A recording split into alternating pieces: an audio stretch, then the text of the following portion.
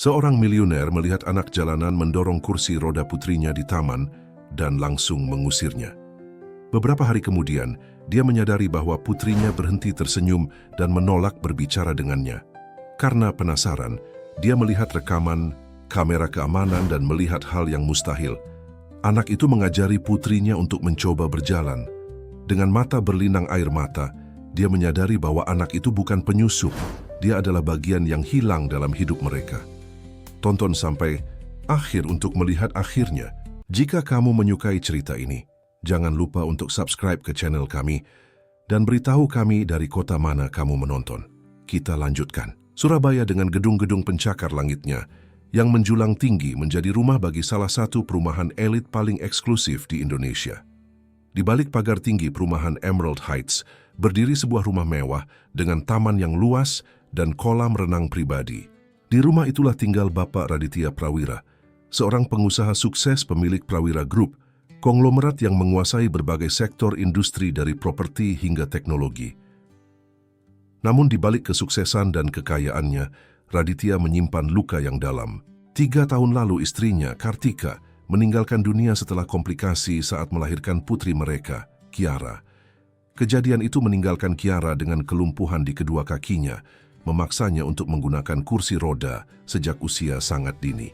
Pagi itu, seperti biasa, Raditya duduk di ruang makan luas sambil membaca laporan keuangan di tabletnya. Matanya sesekali melirik ke arah putrinya yang sedang sarapan dalam diam. Kiara, gadis kecil berusia 6 tahun dengan mata bulat dan rambut hitam panjang yang selalu dikepang rapi, hanya mengaduk-aduk serealnya tanpa minat. "Kiara, habiskan sarapanmu. Dokter Wijaya akan datang setengah jam lagi untuk sesi fisioterapimu," ujar Raditya dengan nada datar, tanpa mengalihkan pandangannya dari tablet. Kiara mengangguk pelan, memasukkan sesendok sereal ke mulutnya dengan gerakan lambat. Rutinitas ini telah berlangsung selama bertahun-tahun. Setiap hari, ada jadwal ketat yang harus diikuti.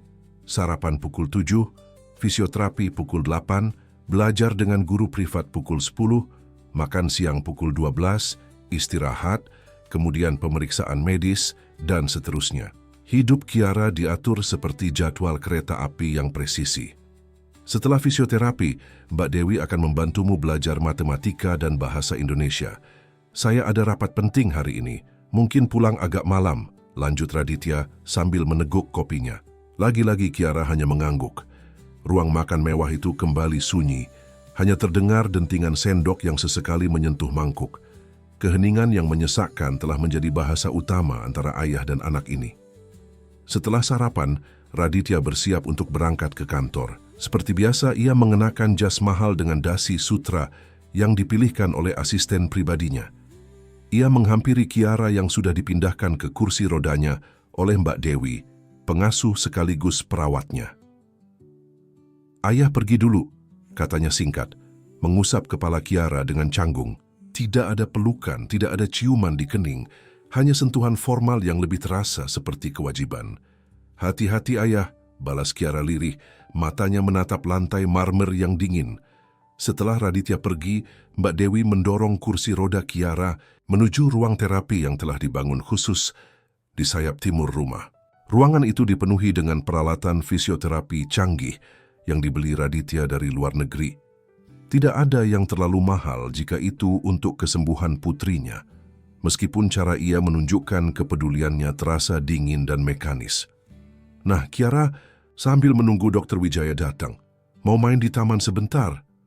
tanya Mbak Dewi dengan senyum hangat, satu-satunya senyum yang Kiara lihat setiap hari. Kiara mengangguk bersemangat. Taman adalah satu-satunya tempat di rumah mewah ini di mana ia merasa sedikit bebas. Mbak Dewi mendorong kursi rodanya menuju taman belakang yang indah dengan berbagai tanaman dan bunga warna-warni. "Mbak Dewi, boleh saya duduk dekat pagar sana?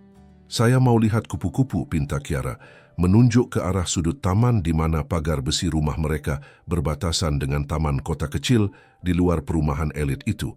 "Boleh, tapi Mbak ambil topi dulu ya, biar kamu tidak kepanasan," jawab Mbak Dewi, bergegas masuk ke dalam rumah. Saat ditinggal sendiri, Kiara mendorong kursi rodanya perlahan menuju pagar. Di balik jeruji besi yang kokoh, ia bisa melihat sebagian kecil dunia luar yang selama ini hanya bisa ia impikan. pohon-pohon rindang, orang-orang yang berlalu lalang, dan kebebasan yang tidak pernah ia rasakan. Tiba-tiba, sebuah kelereng kecil berwarna biru menggelinding melewati celah pagar dan berhenti tepat di depan kursi roda Kiara. Gadis kecil itu menunduk, berusaha meraihnya, tetapi terlalu sulit dari posisinya di kursi roda. "Itu kelerengku," sebuah suara cempreng terdengar dari balik pagar. Kiara mengangkat kepalanya dan melihat seorang anak laki-laki kurus dengan rambut acak-acakan berdiri di sisi lain pagar. Ia mengenakan kaos kusam dan celana pendek yang sudah pudar warnanya. Tidak mengenakan alas kaki, kakinya yang telanjang penuh dengan debu dan tanah. "Maaf, aku tidak bisa mengambilnya," kata Kiara pelan, menunjuk ke kursi rodanya. Anak laki-laki itu memperhatikan Kiara dengan tatapan penasaran, bukan tatapan kasihan yang biasa ia terima dari orang lain. Untuk pertama kalinya seseorang melihat ke matanya, bukan ke kursi rodanya. "Aku bisa masuk dan mengambilnya," kata anak itu mulai memanjat pagar. "Jangan, nanti kamu dimarahi." "Satpam!" Kiara memperingatkan dengan panik. Terlambat, anak laki-laki itu sudah melompat masuk dengan lincah, mendarat mulus di atas rumput. Ia mengambil kelereng birunya, lalu berdiri tegak di hadapan Kiara. "Namaku Bima," katanya dengan senyum, lebar memamerkan gigi depannya yang ompong. "Aku tinggal di kampung seberang taman." "Aku Kiara," balas Kiara malu-malu. Ini pertama kalinya ia berbicara dengan anak seusianya, selain di sekolah khusus yang sesekali ia kunjungi. Bima tidak bertanya mengapa Kiara berada di kursi roda. Ia justru berkata, "Mau main kelereng? Aku punya banyak."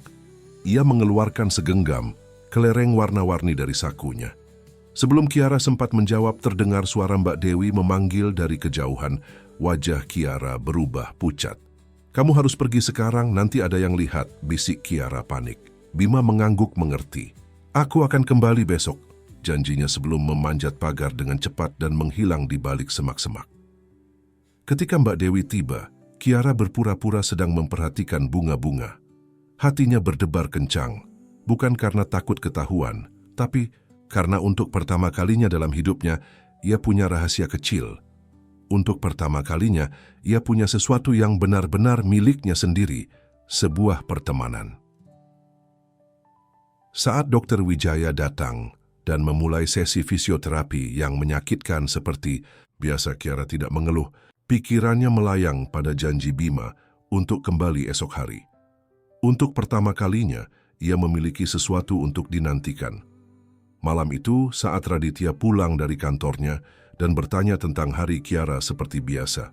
Pertanyaan formal yang selalu dijawab dengan "baik-baik saja, Ayah." Gadis kecil itu harus menahan diri untuk tidak tersenyum terlalu lebar. Ia memiliki rahasia kecil yang berharga, seperti kebahagiaan di tengah kehidupannya yang teratur dan terkontrol. Di kamarnya yang dipenuhi boneka mahal yang tidak pernah benar-benar ia mainkan, Kiara berbaring menatap langit-langit. Tangannya menggenggam sebuah kelereng biru yang diam-diam diberikan Bima sebelum pergi. "Besok," bisiknya pada diri sendiri dengan senyum kecil. "Besok aku akan punya teman."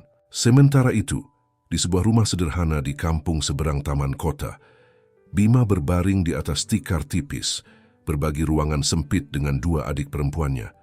Ibu mereka belum pulang dari pekerjaannya sebagai pembantu rumah tangga di perumahan elit. Ayah mereka telah lama pergi, meninggalkan keluarga kecil ini untuk berjuang sendiri. "Tadi aku bertemu seorang putri," bisik Bima pada adiknya yang sudah tertidur.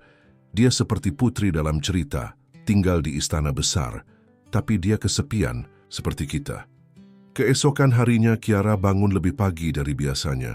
Ada semangat baru yang membuatnya tidak sabar menyambut hari. Saat sarapan, Raditya bahkan mengerutkan keningnya heran melihat putrinya yang biasanya lesu kini makan dengan lahap. "Kamu tampak bersemangat hari ini," komentar Raditya sambil melipat koran paginya. "Iya, Ayah. Hari ini saya mau melihat bunga-bunga di taman. Katanya ada kupu-kupu baru," jawab Kiara. Menghindari tatapan ayahnya, ia belum pernah berbohong sebelumnya, dan hatinya terasa berat melakukannya. Raditya mengangguk singkat. "Bagus kalau kamu mulai tertarik dengan lingkungan sekitar, tapi ingat jadwal fisioterapimu." Setelah Raditya berangkat ke kantor, Kiara meminta Mbak Dewi untuk membawanya ke taman lebih awal dari biasanya. Dengan alasan ingin menikmati udara pagi, ia berhasil membujuk pengasuhnya untuk meninggalkannya sendirian selama beberapa menit sementara Mbak Dewi menyiapkan peralatan untuk fisioterapi.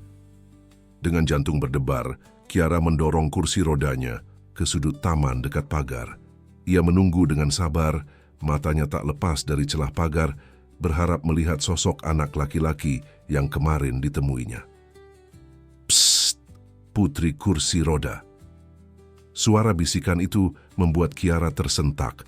Ia menoleh dan melihat Bima sudah berjongkok di sisi lain. Pagar senyum lebar menghiasi wajahnya yang kotor.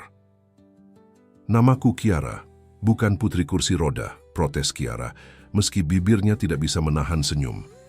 "Tapi kamu seperti putri yang terkurung di istana," balas Bima santai. "Lihat, aku bawa sesuatu untukmu." Ia merogoh sakunya dan mengeluarkan sebuah batu kecil berwarna merah kecoklatan dengan bintik-bintik putih. Bima memanjat pagar dengan cepat dan melompat masuk, lalu berlari ke arah Kiara. "Ini batu ajaib. Aku menemukannya di tepi sungai kemarin sore," katanya bangga meletakkan batu itu di telapak tangan Kiara. Kiara memperhatikan batu itu dengan seksama. "Apa yang ajaib dari batu ini?" "Batu ini bisa mengabulkan keinginan," jawab Bima dengan keyakinan penuh. "Kakek tua penjual jamu di kampungku bilang batu dengan bintik-bintik seperti ini punya kekuatan menyembuhkan." Kiara menggenggam batu itu. Erat menatap Bima dengan serius. Apakah batu ini bisa membuatku berjalan lagi?" Bima mengangkat bahunya. "Mungkin saja, tapi kakek itu bilang, kekuatan batu hanya bekerja kalau kamu juga berusaha. Jadi kamu harus tetap latihan dengan doktermu itu." Untuk pertama kalinya, Kiara merasakan secercah harapan. Bukan karena ia benar-benar percaya pada kekuatan ajaib batu itu, tapi karena ada seseorang yang berbicara tentang kemungkinan ia bisa berjalan lagi tanpa rasa kasihan atau formalitas medis. "Ceritakan tentang dirimu," pinta Kiara, menyimpan batu itu di saku bajunya. "Kamu tinggal di mana? Apa yang kamu lakukan setiap hari?" Bima duduk bersila di rumput di samping kursi roda Kiara. "Aku tinggal di kampung Mekar, di seberang taman kota. Rumahku kecil tapi dekat sungai, jadi aku bisa mencari ikan dan batu-batu bagus. Ibuku bekerja sebagai pembantu di rumah orang kaya, pulangnya selalu malam. Aku punya 2 adik perempuan, Sri dan Lastri. Mereka masih kecil, jadi aku yang menjaga mereka saat ibu bekerja." "Bagaimana dengan ayahmu?" tanya Kiara polos. Wajah Bima sedikit meredup. "Ayahku pergi saat aku masih kecil. Ibu bilang dia pergi ke Malaysia untuk bekerja tapi tidak pernah pulang. Mungkin dia sudah punya keluarga baru di sana." Kiara merasa bersalah telah bertanya. "Maafkan aku." "Tidak apa-apa," Bima tersenyum lagi seolah kesedihan itu hanya angin lalu. "Bagaimana denganmu? Apa yang kamu lakukan setiap hari di istana besar ini?" Kiara menceritakan rutinitasnya yang membosankan. Fisioterapi, pelajaran privat, pemeriksaan medis, dan sesekali kunjungan ke sekolah khusus. Tidak ada teman sebaya, tidak ada permainan, tidak ada kebebasan. Itu terdengar sangat membosankan. Komentar Bima jujur. "Kamu tidak pernah main di luar? Tidak pernah melihat pasar? Tidak pernah naik angkot?" Kiara menggeleng. "Ayah bilang dunia luar terlalu berbahaya untukku. Dia takut aku akan sakit atau terluka. Tapi hidup tanpa petualangan bukanlah hidup," kata Bima dengan bijaksana. Kata-kata yang mungkin ia dengar dari film atau cerita yang pernah ia tonton. "Ayo, aku akan tunjukkan padamu bagaimana rasanya petualangan kecil." Tanpa menunggu persetujuan, Bima berdiri di belakang kursi roda Kiara dan mulai mendorongnya mengelilingi taman. Berbeda dengan Mbak Dewi yang selalu mendorong dengan hati-hati dan lambat, Bima mendorong lebih cepat, membuat Kiara bisa merasakan angin menerpa wajahnya. "Lebih cepat," seru Kiara, tergelak untuk pertama kalinya setelah sekian lama. Bima mempercepat dorongannya, berlari kecil sambil mendorong kursi roda. Mereka berkeliling taman besar itu, melewati berbagai tanaman dan bunga. Di bawah pohon-pohon rindang, merasakan kebebasan yang selama ini tidak pernah Kiara rasakan. "Aku ingin bisa berlari sepertimu," kata Kiara saat mereka berhenti di bawah pohon mangga besar di sudut taman. Kamu akan bisa, jawab Bima dengan keyakinan yang mengejutkan. Kamu punya batu ajaib sekarang, dan aku akan datang setiap hari untuk membantumu berlatih. Tapi dokter bilang kemungkinannya sangat kecil. Dokter tidak tahu segalanya, balas Bima tegas. Ibuku pernah sakit parah. Dokter bilang dia harus dioperasi, tapi kami tidak punya uang. Jadi nenek memberinya ramuan jamu dan doa-doa, dan dia sembuh. Kadang keajaiban itu nyata, Kiara. Ada sesuatu dalam kata-kata sederhana Bima yang menyentuh hati Kiara. Sepanjang hidupnya, ia dikelilingi oleh dokter dan terapis terbaik dengan peralatan tercanggih, tetapi tidak ada yang berbicara tentang keajaiban dan harapan seperti yang Bima lakukan. Apa yang kamu impikan, Bima? Tanya Kiara menggenggam batu ajaib di sakunya. Aku ingin jadi pilot, jawab Bima dengan mata berbinar. Aku ingin terbang tinggi di langit melihat seluruh dunia. Atau mungkin jadi astronot pergi ke bulan dan bintang-bintang. Tapi bukankah untuk jadi pilot kamu harus sekolah tinggi-tinggi? Ya, dan aku akan melakukannya. Bima mengangguk yakin. Aku selalu dapat nilai bagus di sekolah. Guruku bilang aku bisa dapat beasiswa kalau terus rajin. Suatu hari nanti, aku akan membawa Ibu, Sri, dan Lastri naik pesawat yang aku kemudikan. Mimpi Bima terdengar mustahil bagi kebanyakan orang. Tetapi cara ia mengatakannya penuh keyakinan membuat Kiara pun ikut percaya. Kalau aku bisa berjalan lagi, aku ingin pergi ke pantai, kata Kiara pelan. Ayah pernah berjanji akan membawaku ke Bali sebelum ibu pergi. Kita akan pergi ke pantai bersama, janji Bima. Aku akan menjadi pilotmu, dan kita akan terbang ke semua pantai di Indonesia. Mereka tertawa bersama, dua anak dengan mimpi yang tampak mustahil, berbagi harapan di bawah pohon mangga di taman mewah, yang sekarang terasa seperti dunia ajaib bagi Kiara. Tiba-tiba, terdengar suara Mbak Dewi memanggil dari kejauhan. Waktu mereka hampir habis. Kamu harus pergi, kata Kiara dengan berat hati. Bima mengangguk. Aku akan kembali besok. Ingat, genggam batu itu saat tidur dan buat permohonan. Sebelum pergi, Bima merogoh sakunya dan mengeluarkan sebuah buku kecil, Usang. Ini buku cerita tentang penerbang pertama Indonesia. Namanya Agustinus Adi Sucipto. Aku sudah membacanya berkali-kali. Sekarang giliranmu. Kiara menerima buku itu dengan hati-hati, seolah menerima harta karun. Terima kasih, Bima. Bima memanjat pagar dengan cepat dan menghilang tepat saat Mbak Dewi tiba di tempat Kiara berada. Nah, sudah waktunya fisioterapi, Kiara, kata Mbak Dewi, tidak menyadari perubahan pada anak asuhnya, pipinya yang kini bersemu merah dan matanya yang berbinar penuh semangat. Untuk pertama kalinya, Kiara menjalani sesi fisioterapi tanpa mengeluh. Ia berusaha lebih keras dari biasanya, mengikuti setiap instruksi Dr. Wijaya dengan semangat baru. Di sakunya, ia bisa merasakan batu ajaib pemberian Bima dan di hatinya tertanam harapan baru yang belum pernah ia rasakan sebelumnya. Malam itu, sebelum tidur, Kiara membaca buku pemberian Bima di bawah selimut dengan bantuan senter kecil. Ia membaca tentang Agustinus Adi Sucipto, penerbang Indonesia yang berani melawan keterbatasan dan ketidakmungkinan. Sebelum menutup mata, ia menggenggam batu merah kecoklatan itu erat-erat dan berbisik, "Aku ingin berjalan lagi. Aku ingin bebas seperti Bima." Di rumahnya yang sederhana, Bima berbaring menatap langit malam melalui celah atap yang bocor. Hujan turun rintik-rintik, tapi ia tidak peduli. Pikirannya melayang pada gadis kecil di kursi roda yang tinggal di istana besar. Seorang putri sejati yang terkurung dalam kesedihan dan keterbatasan. "Aku akan membantumu berjalan, Putri Kiara," bisiknya sebelum terlelap. "Aku janji." Hari-hari berikutnya menjadi periode paling bahagia dalam hidup Kiara. Setiap pagi setelah ayahnya berangkat ke kantor, ia akan meminta Mbak Dewi untuk membawanya ke taman. Dengan alasan ingin menikmati udara segar dan melihat bunga-bunga, ia berhasil menciptakan rutinitas baru yang memberikannya waktu berharga bersama Bima. Bima selalu datang dengan cerita baru atau harta karun yang ia temukan, kerang kecil dari pasar ikan, batu berwarna-warni dari tepi sungai, bahkan sebuah bulu burung merak yang katanya ia dapatkan dari kebun binatang mini di dekat pasar. Kiara menyimpan semua pemberian itu di kotak rahasia di bawah tempat tidurnya. "Hari ini aku membawa sesuatu yang spesial," kata Bima suatu pagi, mengeluarkan sebuah gelang simpel yang terbuat dari benang warna-warni dengan manik-manik kayu kecil. "Ini indah sekali." Kiara terpesona melihat gelang itu. "Kamu membelinya?" Bima menggeleng dengan bangga. "Aku membuatnya sendiri. Ibu mengajariku cara menganyam benang saat dia libur kemarin. Lihat, manik-maniknya aku ukir sendiri dari kayu bekas." Ia menunjukkan manik-manik kecil berbentuk bunga dan burung yang dibuat dengan kasar, namun penuh ketulusan.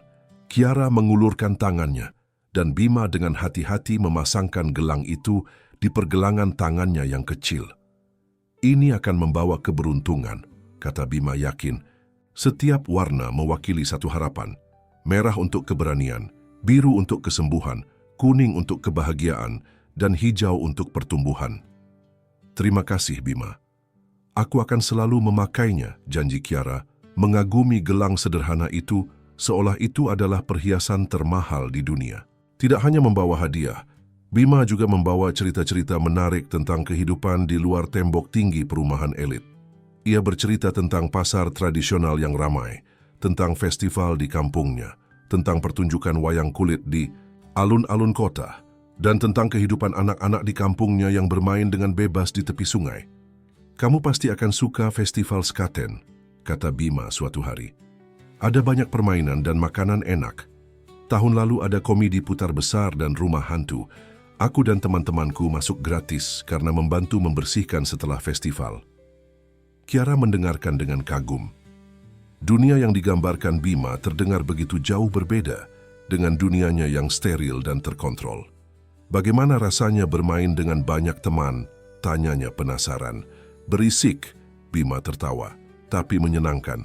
Kami bermain petak umpet, layangan, atau sekadar berenang di sungai saat musim kemarau. Kadang kami bertengkar tapi selalu baikan lagi. Tidak seperti orang dewasa."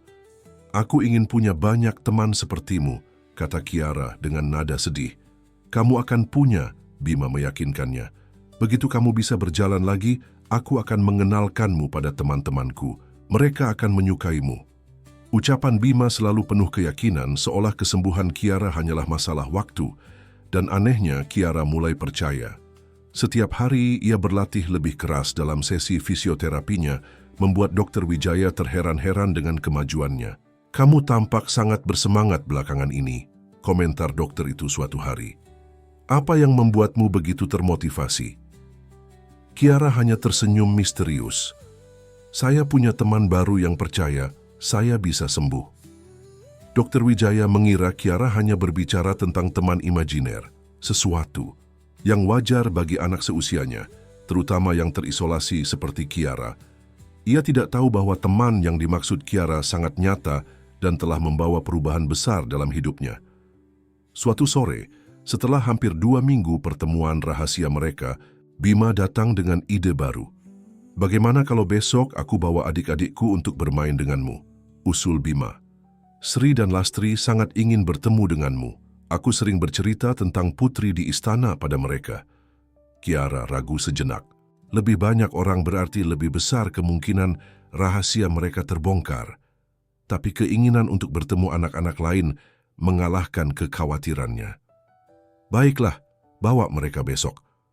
Keesokan harinya, Raditya tiba-tiba membatalkan rapat paginya. Suatu hal yang sangat jarang terjadi. Ia memutuskan untuk bekerja dari rumah, sesuatu yang juga jarang ia lakukan. Kiara panik mengetahui ayahnya masih di rumah saat waktu pertemuannya dengan Bima semakin dekat. "Ayah tidak ke kantor hari ini?" tanya Kiara saat sarapan, berusaha menyembunyikan kecemasannya. "Tidak, ayah akan bekerja di rumah. Ada beberapa berkas yang perlu ayah pelajari dengan tenang," jawab Raditya sambil menyesap kopinya. "Mungkin kita bisa makan siang bersama nanti." Kiara mengangguk, pikirannya berkecamuk mencari cara untuk tetap bertemu Bima. Bagaimana ia bisa memberitahu Bima bahwa mereka tidak bisa bertemu hari ini? Bagaimana dengan Sri dan Lastri yang sudah berharap bisa bertemu dengannya? Setelah sarapan, Kiara meminta Mbak Dewi untuk tetap membawanya ke taman seperti biasa.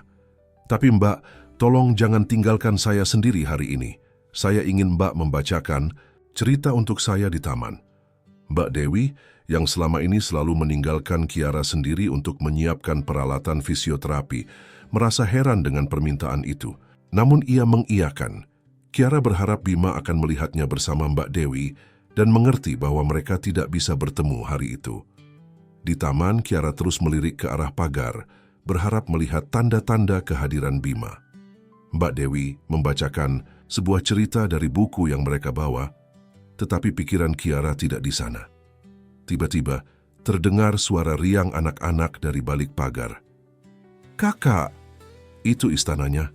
Wah, besar sekali." Jantung Kiara mencelos. Itu pasti suara adik Bima. Benar saja, tidak lama kemudian Bima muncul di balik pagar bersama dua gadis kecil yang mirip dengannya. Mereka bertiga memanjat pagar dengan cepat dan melompat masuk tanpa menyadari kehadiran Mbak Dewi.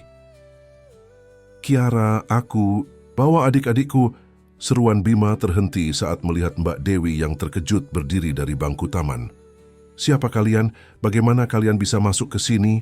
Mbak Dewi berseru panik. Sri dan Lastri, dua gadis kecil berusia sekitar 4 dan 5 tahun, bersembunyi di belakang Bima dengan ketakutan. Bima sendiri berdiri tegak, meski wajahnya pucat. "Mereka temanku, Mbak," Kiara mencoba menjelaskan. "Tolong jangan marah."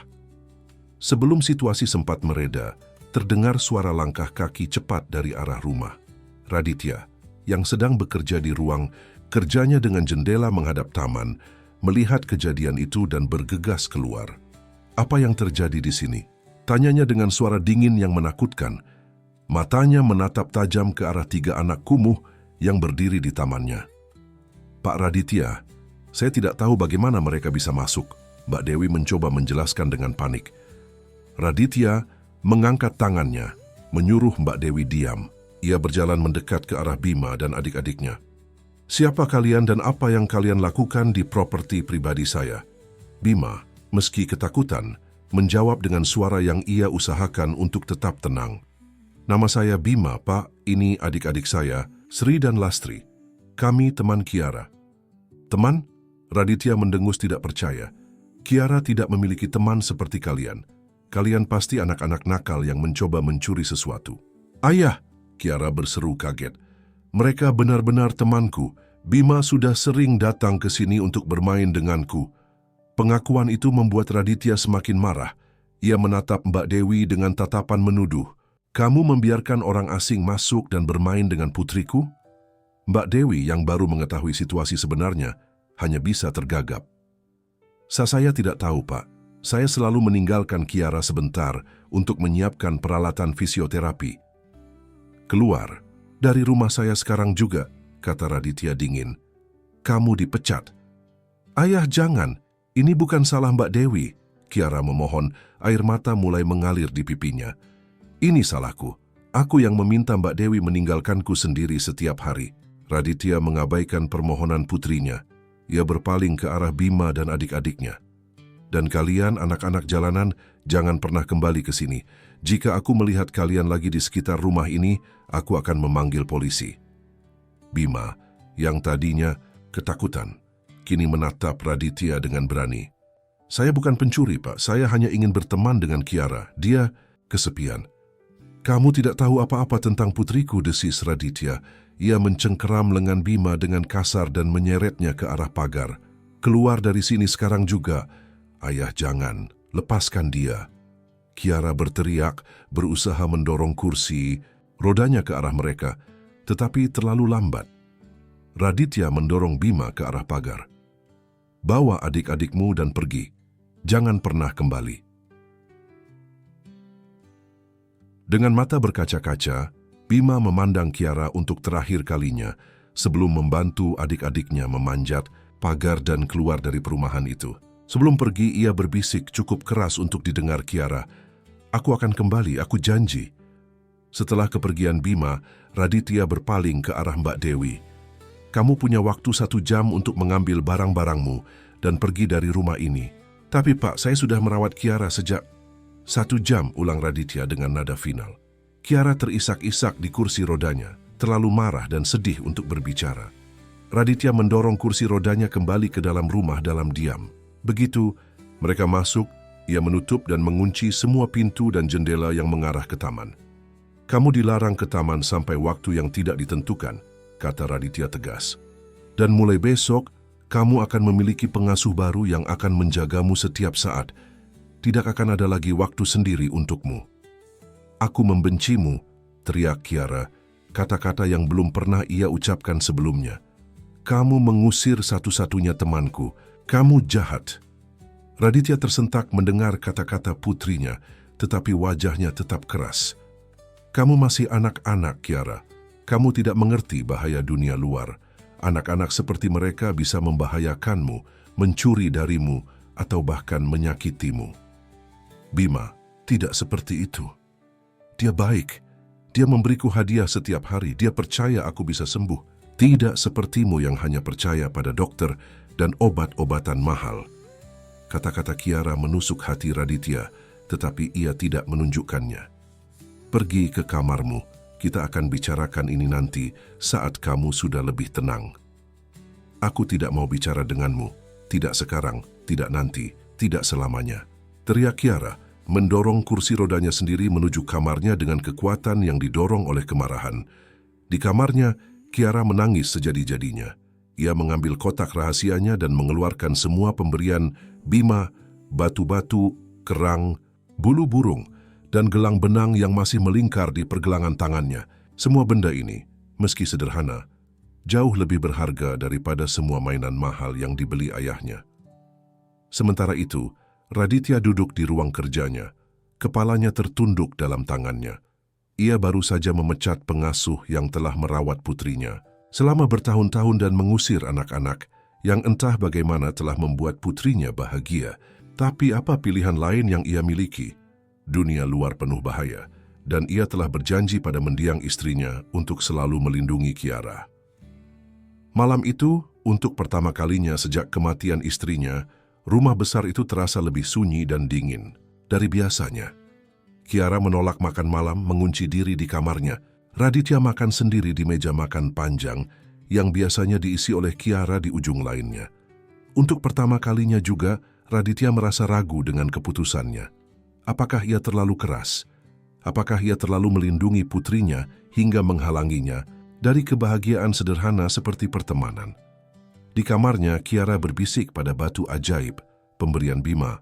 Tolong buat Bima kembali, buat ayah mengerti, buat aku bisa berjalan lagi sehingga aku bisa mencari Bima. Di rumah sederhananya di kampung seberang, Bima juga berbaring terjaga, memikirkan janji yang ia bisikkan pada Kiara.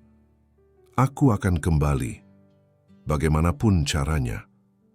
3 hari berlalu sejak insiden di taman, 3 hari yang terasa seperti 3 tahun bagi Kiara. Mbak Dewi telah digantikan oleh Ibu Suminar, seorang wanita parubaya dengan wajah kaku dan sikap formal yang berlebihan. Tidak ada kehangatan dalam perawatannya, hanya profesionalisme dingin yang membuat Kiara semakin merindukan Mbak Dewi. Kiara menolak berbicara dengan ayahnya. Saat Raditya mencoba mengajaknya bicara di meja makan atau saat ia pulang dari kantor, Kiara hanya menjawab dengan anggukan atau gelengan singkat, tanpa sepatah kata pun. Ia juga menolak mengikuti sesi fisioterapinya, membuat Dr. Wijaya kebingungan dengan kemunduran mendadak ini setelah kemajuan yang mengesankan beberapa minggu terakhir. Kiara, kamu harus melanjutkan terapimu, bujuk Raditya suatu malam duduk di tepi tempat tidur putrinya. Manopoeme saum burma karla. Dr. Wijaya bilang kamu membuat kemajuan yang bagus. Sayang sekali jika dihentikan sekarang. Kiara membuang muka, menatap jendela kamarnya yang kini selalu terkunci. Di luar sana, taman yang dulu menjadi tempat pertemuannya dengan Bima kini tampak kosong dan mati. Ini demi kebaikanmu, Kiara, Raditya mencoba lagi. Ayah tahu kamu marah, tapi suatu hari kamu akan mengerti bahwa ayah melakukan semua ini karena ayah menyayangimu. Kalau ayah menyayangiku, ayah akan membiarkanku bahagia. Akhirnya Kiara bersuara. Suaranya serak setelah hari-hari menolak bicara. Bima membuatku bahagia. Raditya menghela napas panjang. Anak-anak jalanan itu bisa berbahaya. Kiara, kita tidak tahu apa-apa tentang mereka, tentang keluarga mereka. Namanya Bima, bukan anak jalanan, Kiara mengoreksi dengan nada tajam. Dan aku tahu tentang dia. Dia tinggal di kampung mekar di seberang taman kota.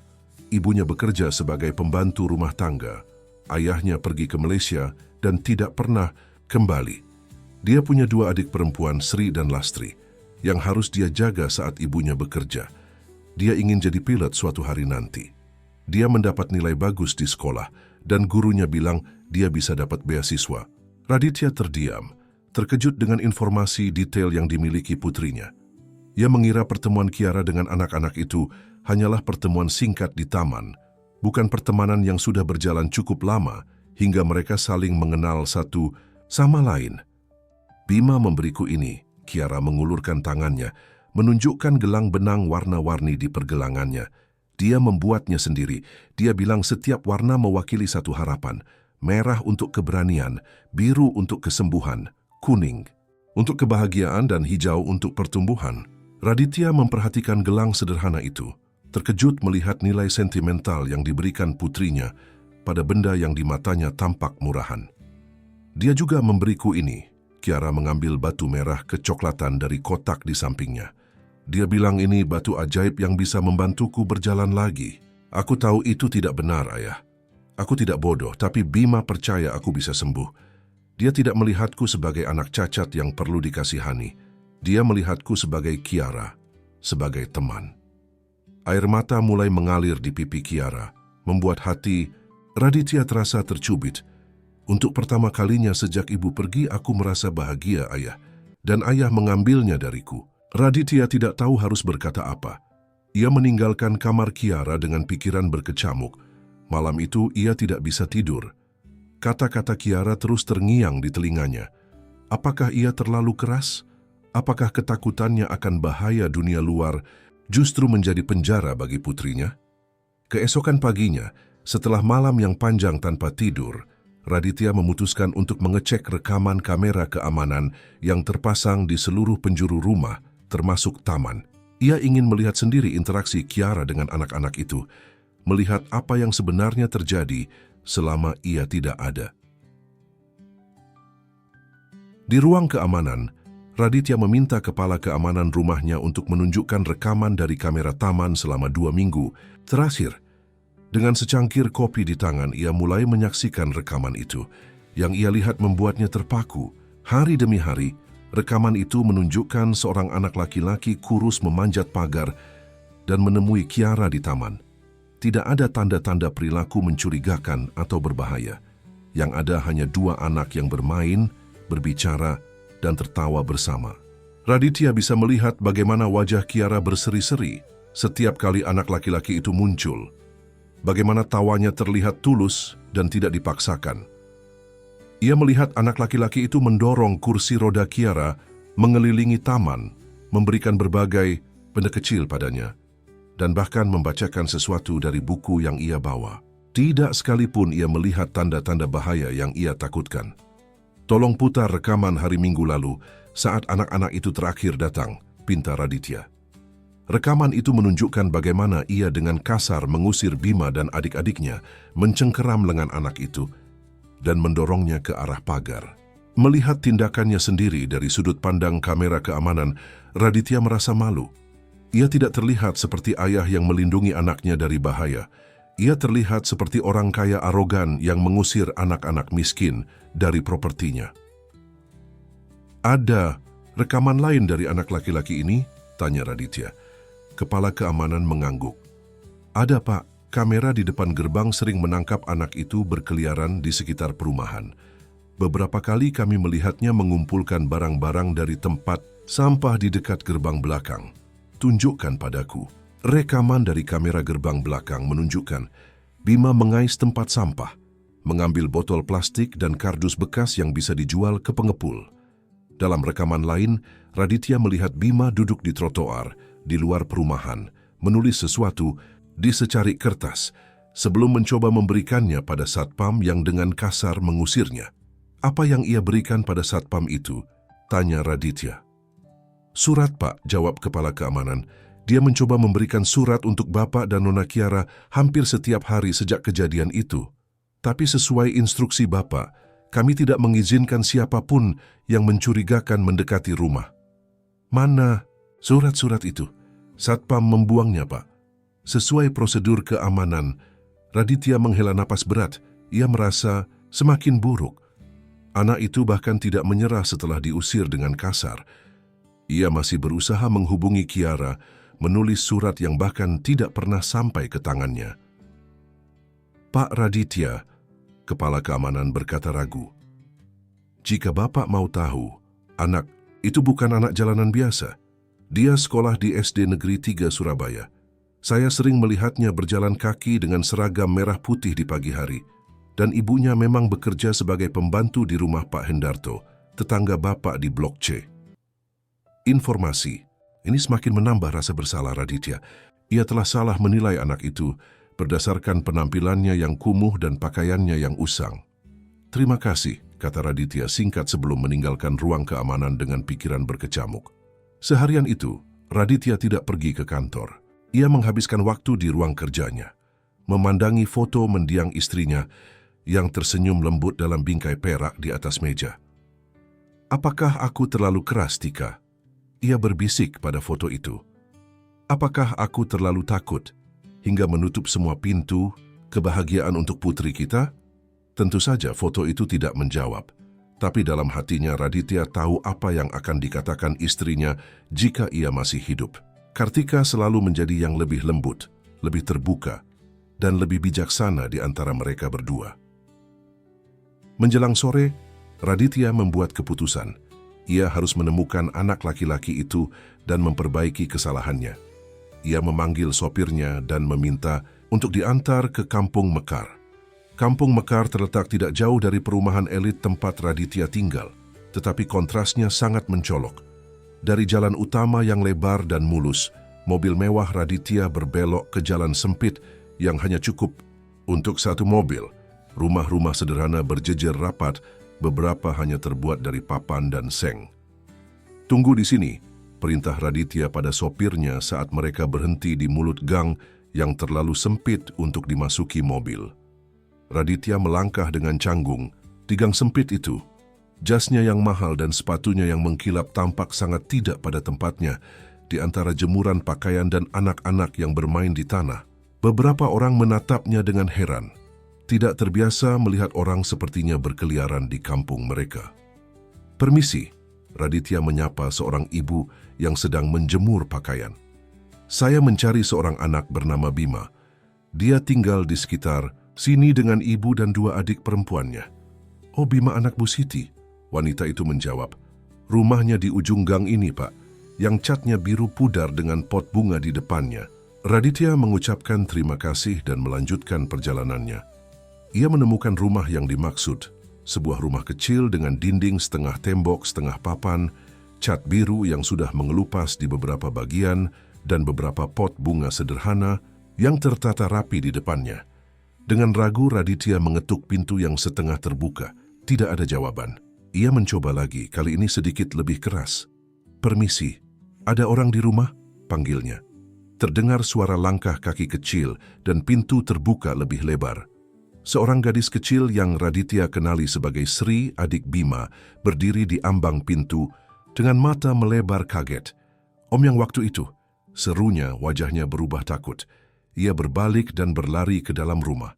Kak Bima, Kak Bima, Om jahat itu datang. Raditya meringis mendengar julukan itu, meski ia tahu ia pantas menerimanya. Tidak lama kemudian Bima muncul di pintu, dengan Lastri bersembunyi di belakangnya. Dan Sri mengintip dari balik pintu kamar. Bapak, Bima berkata, pelan, matanya waspada, tapi tidak menunjukkan ketakutan seperti adiknya. Ada apa Bapak kemari? Boleh, saya masuk. Saya ingin bicara denganmu, kata Raditya dengan nada yang ia usahakan selembut mungkin. Bima ragu sejenak, tetapi kemudian mengangguk dan membuka pintu lebih lebar. Silakan Pak, maaf rumah kami berantakan. Ibu belum pulang kerja. Raditya melangkah masuk ke ruangan yang berfungsi sebagai ruang tamu, ruang keluarga, dan ruang makan sekaligus. Rumah itu sangat sederhana, dengan perabotan minimal dan beberapa mainan sederhana tersebar di lantai semen yang dilapisi tikar plastik. Namun meski sederhana, rumah itu terasa hangat dan hidup, Tidak seperti rumah mewahnya yang luas, namun dingin dan kaku. "Duduklah, Pak." Bima menawarkan satu-satunya kursi yang layak sementara ia duduk di bangku kayu kecil. Sri dan Lastri perlahan mendekat, rasa ingin tahu mereka mengalahkan ketakutan. "Terima kasih," Raditya duduk dengan canggung. "Bima, saya datang untuk minta maaf." Mata Bima melebar kaget, jelas tidak menyangka akan mendengar kata-kata itu dari pria yang beberapa hari lalu mengusirnya dengan kasar. "Saya salah telah menuduhmu dan mengusirmu seperti itu," lanjut Raditya. "Saya terlalu cepat menilai dan tidak memberimu kesempatan untuk menjelaskan. Saya minta maaf." Bima masih terdiam, terlalu terkejut untuk merespons. Sri yang kini lebih berani melangkah maju. "Apa kakak Kiara baik-baik saja?" tanyanya polos. "Kakak Bima selalu sedih sejak tidak bisa bertemu kakak Kiara lagi." Raditya tersenyum kecil pada gadis itu. "Kiara juga sedih, sangat sedih. Itulah mengapa saya di sini. Saya ingin mengundang kalian kembali ke rumah kami." Kiara sangat merindukan Bima. Wajah Bima seketika berubah cerah. "Benarkah, Pak? Saya boleh bertemu Kiara lagi?" "Ya," angguk Raditya. "Tapi sebelum itu saya ingin mengenal kalian lebih baik. Bisakah kamu menceritakan tentang dirimu dan keluargamu?" Bima mulai bercerita tentang kehidupan mereka. Bagaimana ibu mereka bekerja keras sebagai pembantu rumah tangga di beberapa rumah di perumahan elit untuk menghidupi mereka. Bagaimana ia harus menjaga adik-adiknya saat ibunya bekerja. Bagaimana ia tetap bersekolah dan mendapat nilai bagus meski harus membantu mencari uang tambahan dengan mengumpulkan barang bekas. Saat Bima bercerita, Raditya melihat kecerdasan dan ketulusan dalam mata anak itu. Ia juga melihat ketangguhan dan tanggung jawab yang tidak seharusnya dipikul anak seusianya. "Kenapa kamu menulis surat untukku?" tanya Raditya, teringat informasi dari kepala keamanannya.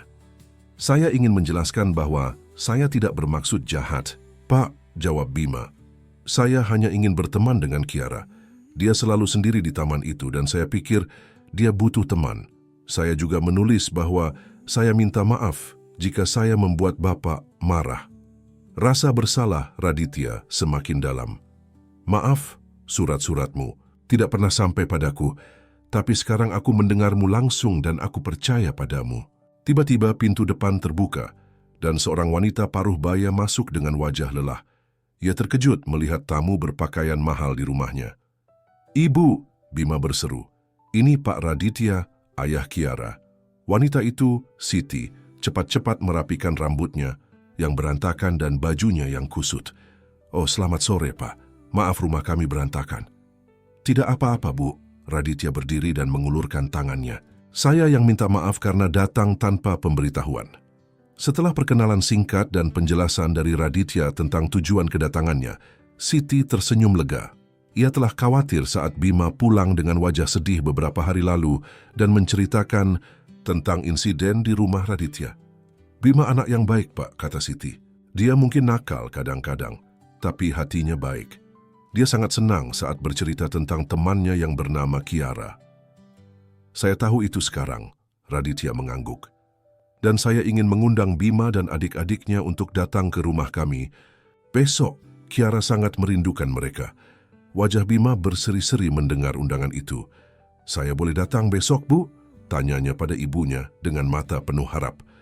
Siti mengangguk dengan senyum hangat.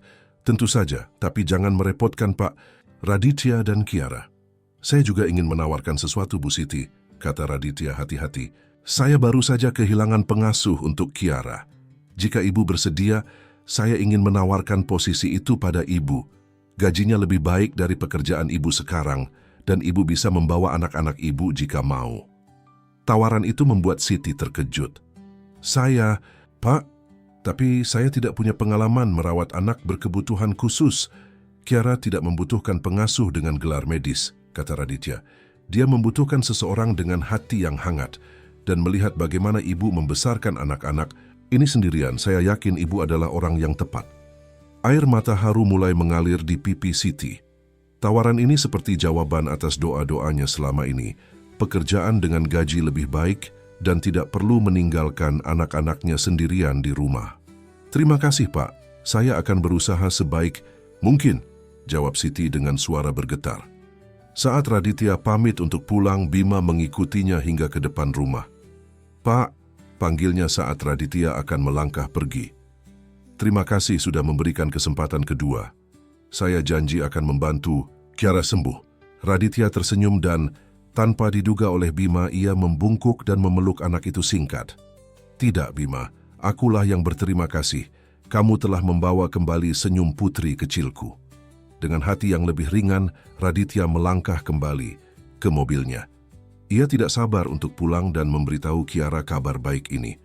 Mungkin ia tidak bisa memberikan kembali kaki yang berfungsi pada putrinya, tapi ia bisa memberikan kembali harapan dan kebahagiaan yang hampir ia renggut. Suasana rumah keluarga Prawira berubah drastis. Dalam beberapa minggu setelah kedatangan keluarga Siti, rumah yang dulu sunyi dan dingin kini dipenuhi suara tawa anak-anak dan kehangatan yang sudah lama hilang. Siti menggantikan posisi Mbak Dewi sebagai pengasuh Kiara, membawa sentuhan keibuan yang tidak pernah Kiara rasakan sejak kepergian ibunya.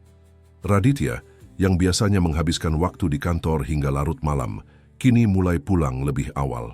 Ia menemukan kegembiraan baru dalam makan malam bersama yang kini tidak hanya dihadiri oleh Kiara, tetapi juga Siti, Bima, Sri, dan Lastri. Meja makan panjang yang biasanya terasa kosong, kini penuh dengan obrolan dan gelak tawa. Pak Raditya, tadi saya dapat nilai 90 di ujian matematika. Bima memberitahu dengan bangga suatu malam saat makan malam. Benarkah? Itu prestasi yang sangat bagus, Bima, puji Raditya tulus. Kata Bu Guru, kalau saya terus dapat nilai bagus seperti ini, saya bisa ikut program beasiswa ke SMP unggulan nanti. Lanjut Bima dengan mata berbinar. Tentu saja kamu bisa, Raditya mengangguk. Dan jika kamu membutuhkan bantuan belajar, kamu bisa minta tolong guru privat Kiara. Beliau sangat pandai dalam semua mata pelajaran. Kiara, yang duduk di kursi rodanya di samping Bima, tersenyum lebar. Ia belum pernah melihat ayahnya seramah ini pada orang lain. Dulu ayahnya bahkan jarang berbicara pada Mbak Dewi, kecuali untuk memberikan instruksi. Perubahan terbesar terjadi pada Kiara sendiri. Dengan kehadiran Bima setiap hari, semangatnya untuk menjalani fisioterapi kembali muncul, bahkan lebih kuat dari sebelumnya. Dr. Wijaya tidak bisa menyembunyikan keterkejutannya melihat kemajuan Kiara yang pesat. Ini luar biasa, komentar dokter itu suatu hari setelah sesi fisioterapi. Otot-otot Kiara menunjukkan respons yang sangat baik. Ada kemajuan signifikan dalam kekuatan dan koordinasinya. Itu berkat Bima, kata Kiara, menoleh pada Bima yang selalu hadir dalam setiap sesi fisioterapinya. Dia selalu memberiku semangat. Bima tersenyum malu. Aku hanya mengingatkan Kiara untuk tidak menyerah. Batu ajaibnya yang melakukan keajaiban. Dr. Wijaya mengernyitkan dahi bingung, sementara Raditya tersenyum kecil. Ia sudah mendengar tentang batu ajaib itu dari Kiara. Meskipun ia tidak percaya pada kekuatan magis batu itu, ia menghargai bagaimana keyakinan sederhana tersebut memberikan motivasi besar bagi putrinya. Baiklah, kita akan meningkatkan intensitas terapinya. Dr. Wijaya memutuskan, saya juga akan menambahkan beberapa latihan baru yang fokus pada keseimbangan. Saya mulai percaya bahwa Kiara mungkin bisa berdiri dengan bantuan dalam beberapa bulan ke depan. Berita itu disambut dengan kegembiraan oleh semua orang. Malam itu Raditya mengadakan perayaan kecil dengan memesan makanan dari restoran favorit Kiara. Saat mereka menikmati hidangan, Raditya membuat pengumuman. Aku punya kejutan untuk kalian semua, katanya. Minggu depan kita akan pergi ke Bali untuk liburan. 1 minggu penuh di villa tepi pantai. Kiara tersentak kaget. Benarkah ayah, kita akan ke pantai? Ya, sayang. Ayah sudah memesan villa yang aksesibel untuk kursi rodamu. Ada jalan khusus menuju pantai sehingga kamu bisa menikmati laut dari dekat. Apa Bima, Sri, dan Lastri juga ikut? Tanya Kiara penuh harap. Raditya mengangguk. Tentu saja. Dan Bu Siti juga. Kita semua akan pergi bersama. Bima, Sri, dan Lastri bersorak gembira. Mereka belum pernah pergi ke luar Surabaya, apalagi ke Bali. Siti tampak terharu. menatap Raditya dengan penuh terima kasih. "Pak Raditya terlalu baik," katanya lirih. "Kami tidak pantas menerima semua kebaikan ini. Justru kalian yang telah membawa kebahagiaan kembali ke rumah ini, Bu Siti," balas Raditya tulus. "Ini hanyalah bentuk kecil rasa terima kasihku." Saat anak-anak sibuk berdiskusi tentang rencana liburan dengan penuh semangat, Raditya menatap mereka dengan senyum lembut. Ia menyadari betapa hidupnya telah berubah dalam beberapa minggu terakhir. Dulu waktunya dipenuhi dengan rapat, dokumen, dan kesibukan bisnis. Kini, ia menemukan kebahagiaan dalam hal-hal sederhana seperti makan malam bersama dan mendengarkan celotehan anak-anak. Hari-hari menjelang liburan dipenuhi dengan persiapan. Raditya, yang biasanya menyerahkan semua urusan pada asisten pribadinya, kini terlibat langsung dalam perencanaan. Ia memastikan villa yang mereka sewa memiliki akses yang baik untuk kursi roda Kiara dan fasilitas yang cukup untuk kenyamanan semua orang. Bima membantu Kiara berlatih lebih keras dengan fisioterapinya, memotivasinya dengan cerita-cerita tentang keindahan pantai dan hal-hal menyenangkan yang bisa mereka lakukan di sana. "Kamu tahu tidak, Kiara? Di Bali ada pantai dengan pasir hitam," cerita Bima saat mereka beristirahat setelah sesi terapi. "Aku melihatnya di buku di perpustakaan sekolah. Namanya Pantai Lovina." "Benarkah? Aku ingin melihatnya," seru Kiara antusias. "Kalau begitu kamu harus lebih semangat latihannya," Bima menyemangati. "Siapa tahu kamu bisa berdiri di pasir pantai itu, merasakan pasirnya di kakimu." Motivasi sederhana seperti itu ternyata sangat efektif. Kiara berlatih dengan tekun, bahkan melakukan latihan tambahan di luar jadwal terapinya. Siti dan Raditya sering menemukan Kiara mencoba berdiri berpegangan pada ranjangnya dengan Bima, yang siap menangkapnya jika ia terjatuh. Malam sebelum keberangkatan mereka ke Bali, saat semua orang sibuk berkemas, Raditya menemukan Bima duduk sendirian di teras belakang, menatap langit malam. "Tidak berkemas, Bima?" tanya Raditya, duduk di sampingnya. "Sudah selesai, Pak. Barang-barang saya tidak banyak," jawab Bima. Mereka duduk dalam keheningan yang nyaman selama beberapa saat. Sebelum Bima berkata pelan, "Terima kasih, Pak Raditya, sudah mengajak keluarga kami liburan bersama. Ibu sangat senang. Dia belum pernah pergi liburan sejak ayah pergi." Raditya merasakan hatinya menghangat. "Sama-sama, Bima. Kalian sudah seperti keluarga bagi kami sekarang." "Pak Raditya," Bima tampak ragu sejenak. "Boleh saya bertanya sesuatu?" "Tentu. Kalau nanti Kiara sudah bisa berjalan, apa kami masih boleh tinggal di sini?" Pertanyaan itu menusuk hati Raditya. Ia sadar bahwa bagi Bima, semua kebaikan ini mungkin tampak sementara, tergantung pada kondisi Kiara. "Bima, dengarkan aku." Raditya memegang bahu anak itu lembut. "Kalian adalah bagian dari keluarga kami sekarang. Terlepas dari kondisi Kiara, kalian akan selalu memiliki tempat di rumah ini, selama kalian menginginkannya." Mata Bima berkaca-kaca. "Terima kasih, Pak. Saya berjanji akan selalu membantu Kiara dan menjadi anak yang baik." "Aku tahu itu, Bima." Raditya tersenyum. "Kau adalah anak yang luar biasa. Suatu hari nanti kau akan menjadi pilot hebat seperti yang kau impikan." "Bapak percaya saya bisa jadi pilot?" tanya Bima tidak percaya. "Tentu saja. Dan jika saat itu tiba, aku akan menjadi penumpang pertama di pesawatmu."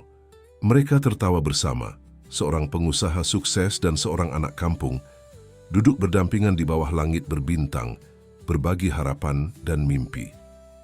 Liburan di Bali menjadi pengalaman tak terlupakan bagi semua orang.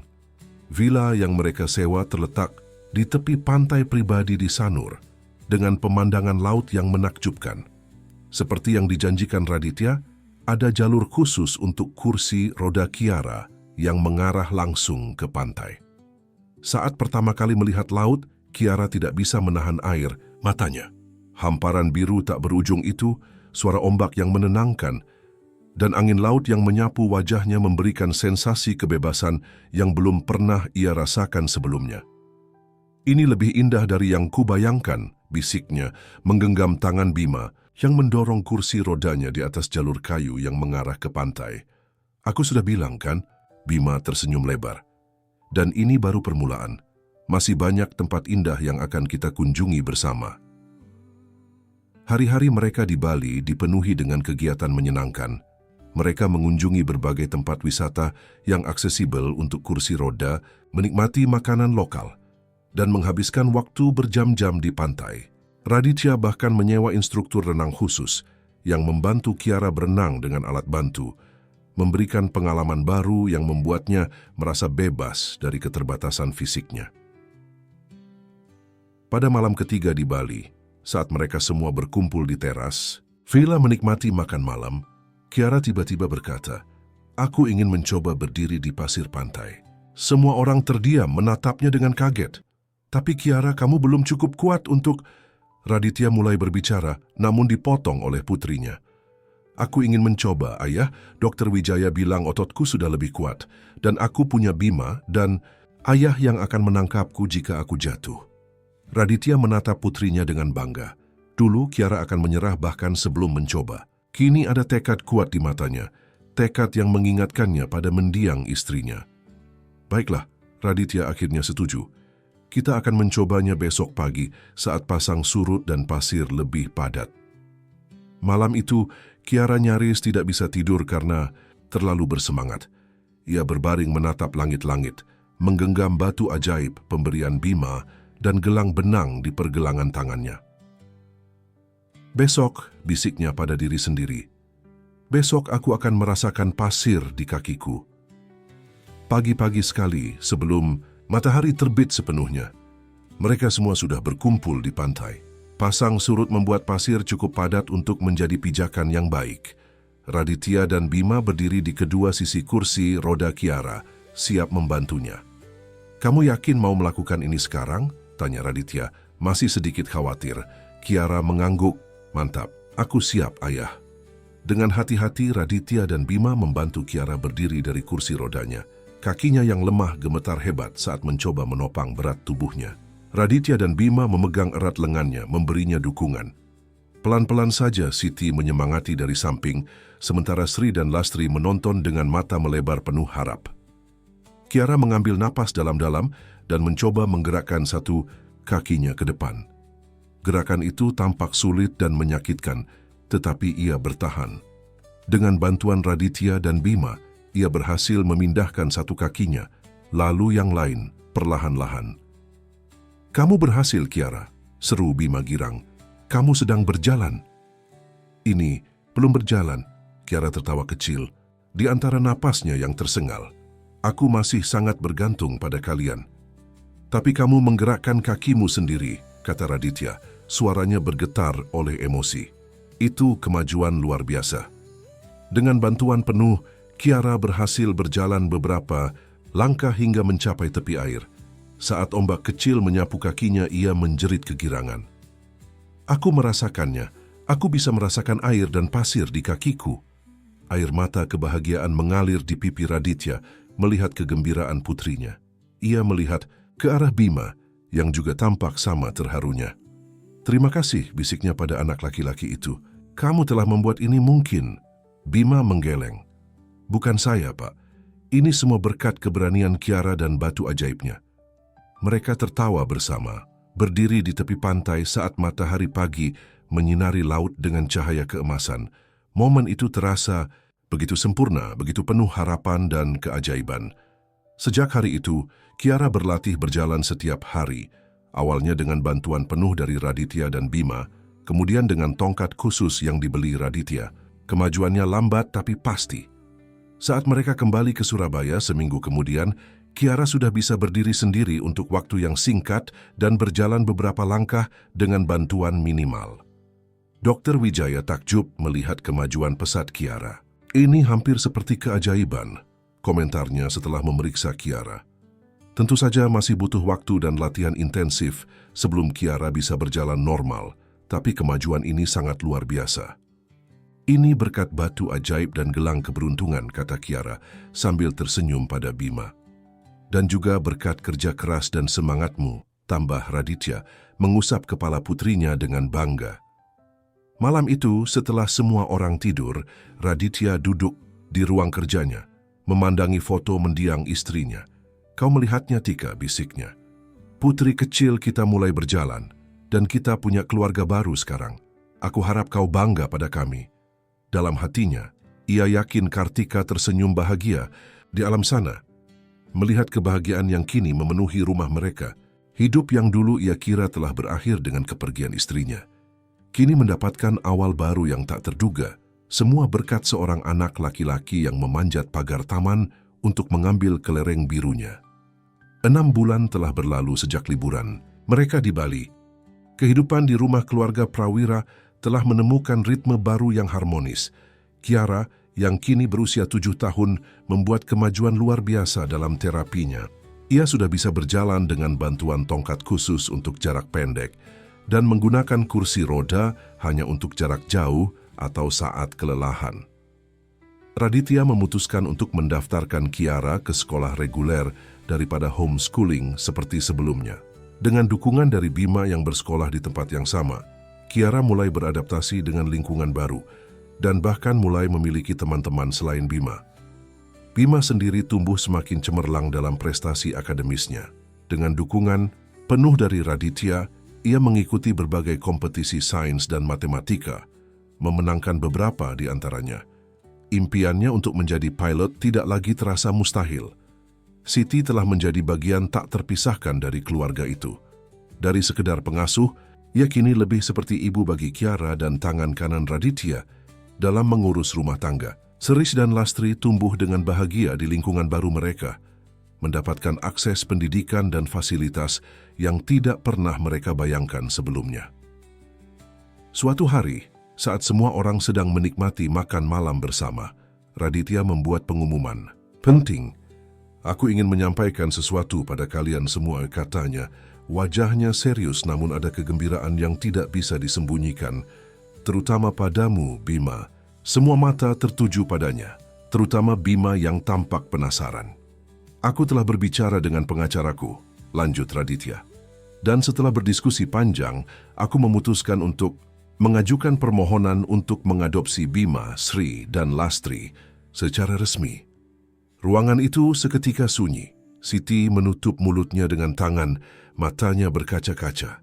Bima terpaku di tempatnya, tidak yakin apakah ia mendengar dengan benar.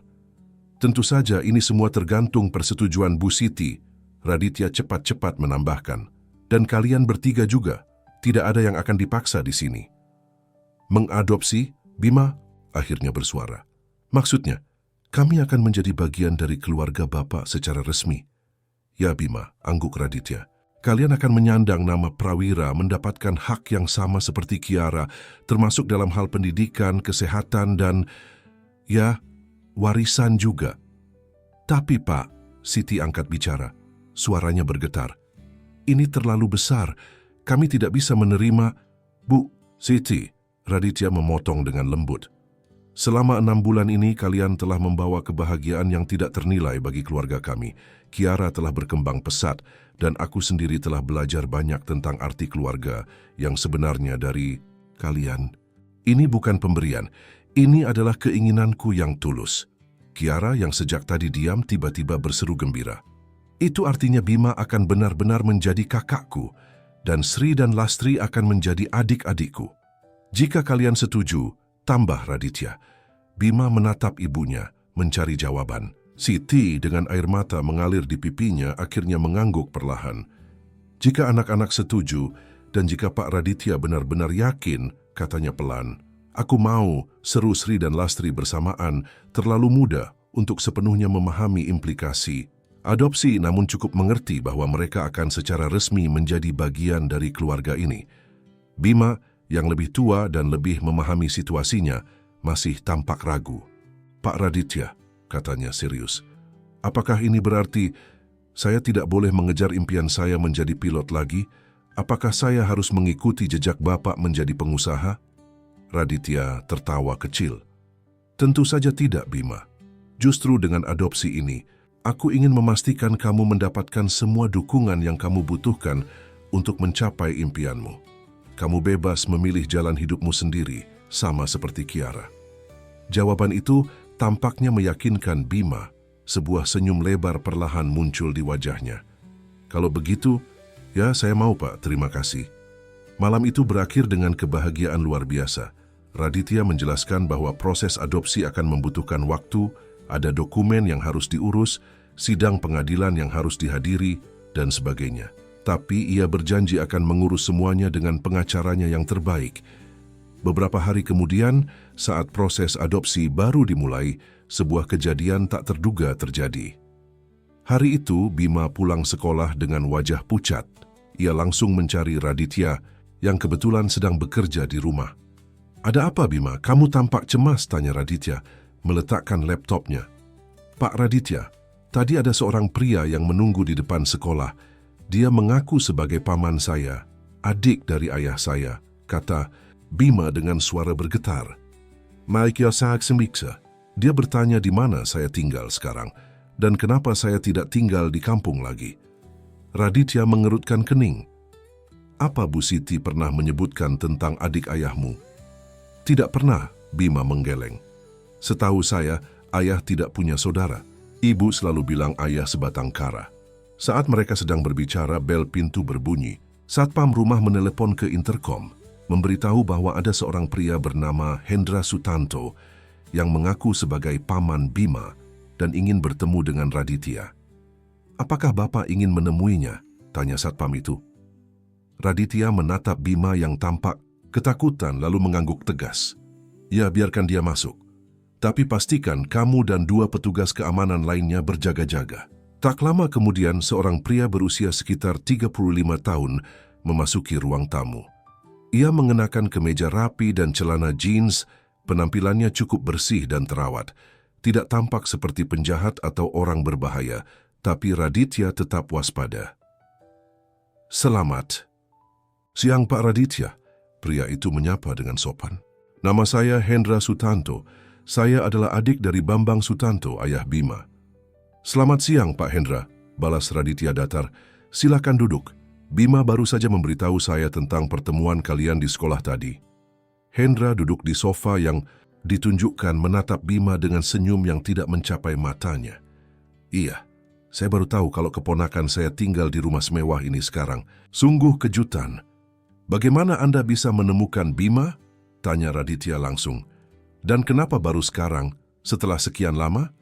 "Saya baru kembali dari Malaysia bulan lalu," jawab Hendra. "Saya bekerja di sana selama bertahun-tahun, sama seperti kakak saya. Saat pulang ke kampung, saya mencari Bambang dan keluarganya, tapi tetangga bilang istri dan anak-anaknya sudah pindah. Setelah bertanya-tanya, akhirnya saya menemukan informasi bahwa Bima bersekolah di SD Negeri 3 Surabaya." "Lalu apa tujuan Anda menemui Bima dan saya?" tanya Raditya, langsung ke intinya. Hendra tersenyum tipis. "Langsung saja Pak Raditya, saya dengar Anda sedang dalam proses mengadopsi Bima dan adik-adiknya. Saya di sini untuk menyatakan keberatan. Mereka masih punya keluarga, yaitu saya, dan seharusnya mereka tinggal dengan keluarga kandung mereka." Bima, yang sejak tadi diam, tiba-tiba berseru, "Tapi saya bahkan tidak kenal Anda. Ibu tidak pernah cerita tentang Anda." "Tentu saja Bima," kata Hendra dengan nada menenangkan. "Kamu masih kecil saat saya pergi ke Malaysia, dan mungkin ibumu tidak banyak bercerita karena, ya, hubungan kami memang tidak terlalu baik dulu." Raditya menatap Hendra dengan tajam. "Jadi Anda ingin mengambil hak asuh atas Bima dan adik-adiknya?" "Itu hak saya sebagai paman kandung mereka," Hendra mengangguk. "Saya sudah konsultasi dengan pengacara. Secara hukum, keluarga kandung memiliki prioritas dalam hal pengasuhan anak yatim piatu."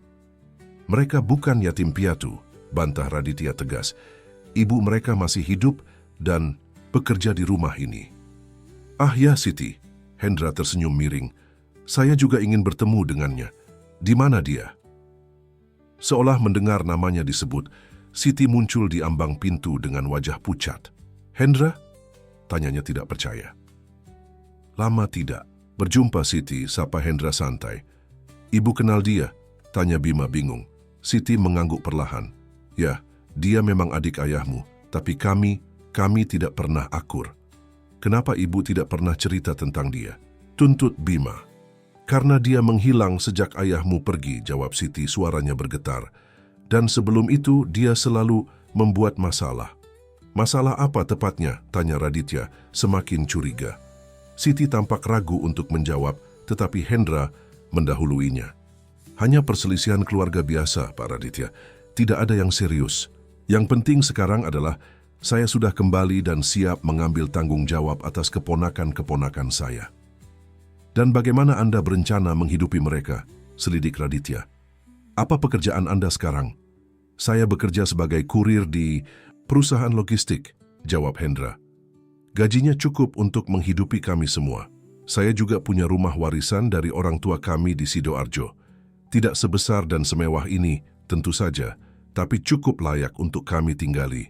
Raditya menatap Bima yang tampak ketakutan, lalu ke arah Siti yang jelas-jelas tidak nyaman dengan kehadiran Hendra. Sesuatu tidak beres di sini. Pak Hendra, kata Raditya akhirnya, saya menghargai kekhawatiran Anda terhadap keponakan-keponakan Anda, sis, tapi seperti yang Anda lihat mereka baik-baik saja di sini. Mereka mendapatkan pendidikan terbaik, perawatan kesehatan terbaik, dan yang terpenting, mereka bahagia. Saya tidak meragukan itu, Pak Raditya, balas Hendra.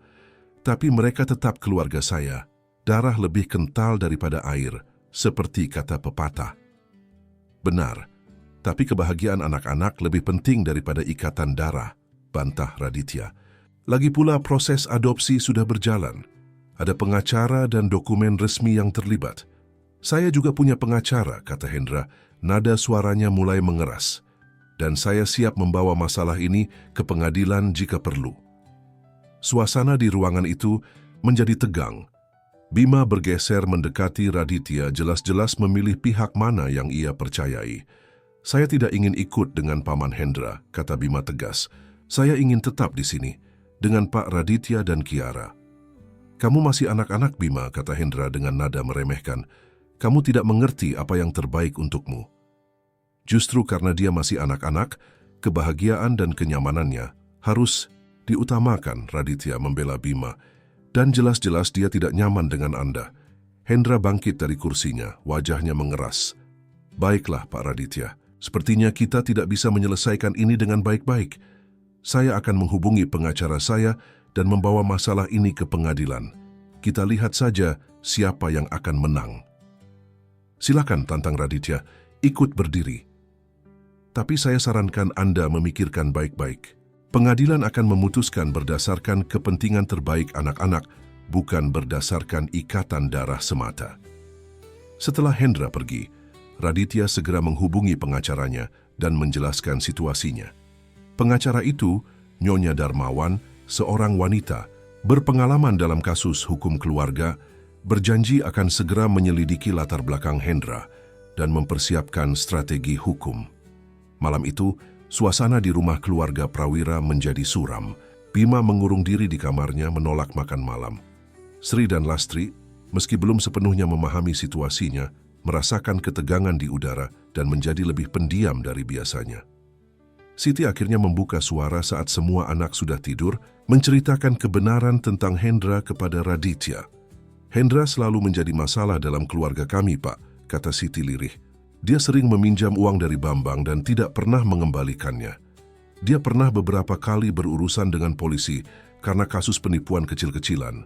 Saat Bambang memutuskan pergi ke Malaysia, sebagian alasannya adalah untuk menghindari masalah yang ditimbulkan Hendra.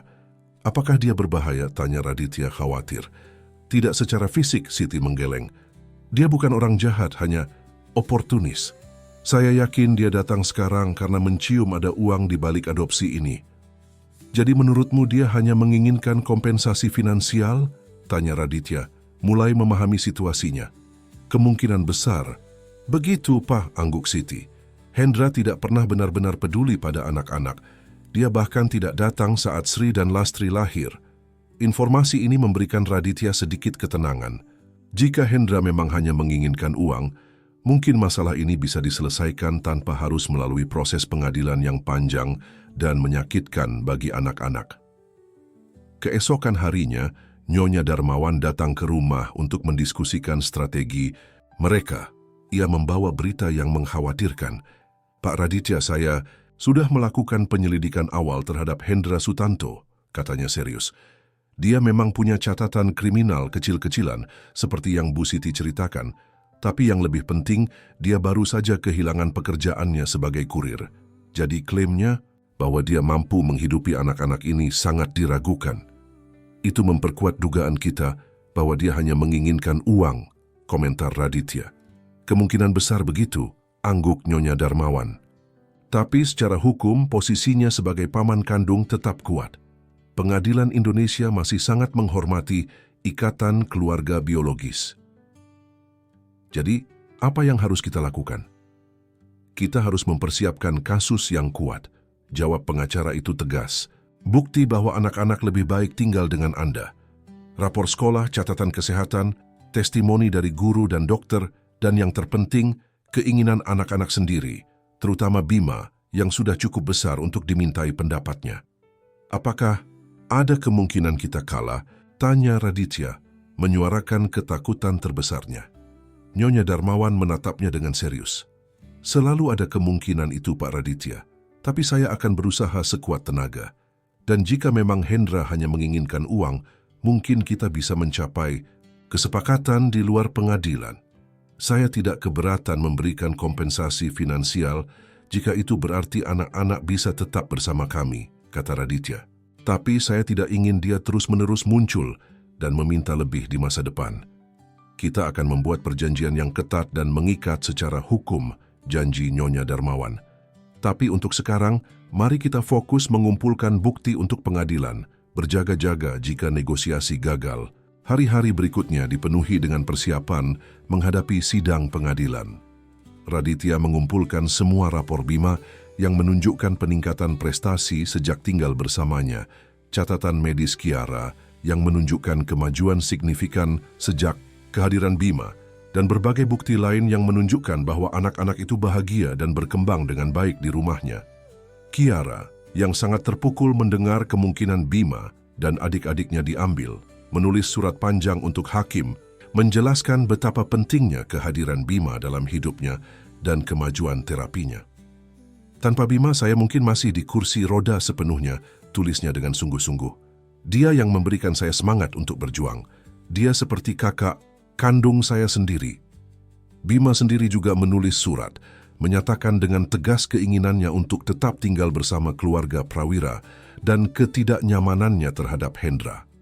Saya tidak pernah kenal Paman Hendra sampai dia tiba-tiba muncul minggu lalu, tulisnya. Tapi saya sudah mengenal dan menyayangi Pak Raditya dan Kiara selama hampir setahun. Mereka adalah keluarga saya sekarang. Di tengah persiapan ini, Raditya mencoba untuk tetap tenang dan kuat demi anak-anak. Tapi dalam hatinya, ia sangat takut kehilangan Bima dan adik-adiknya. Mereka telah menjadi bagian tak terpisahkan dari hidupnya, bagian dari kebahagiaan yang ia temukan kembali setelah bertahun-tahun tenggelam dalam kesedihan dan kekosongan. Hari sidang akhirnya tiba. Raditya bangun pagi-pagi sekali, meski hampir tidak tidur semalaman. Ia mengenakan setelan jasnya yang paling formal, sementara Siti membantu anak-anak bersiap dengan pakaian terbaik mereka. Suasana di rumah pagi itu terasa berat dan tegang. Apa yang akan terjadi di pengadilan nanti, Ayah?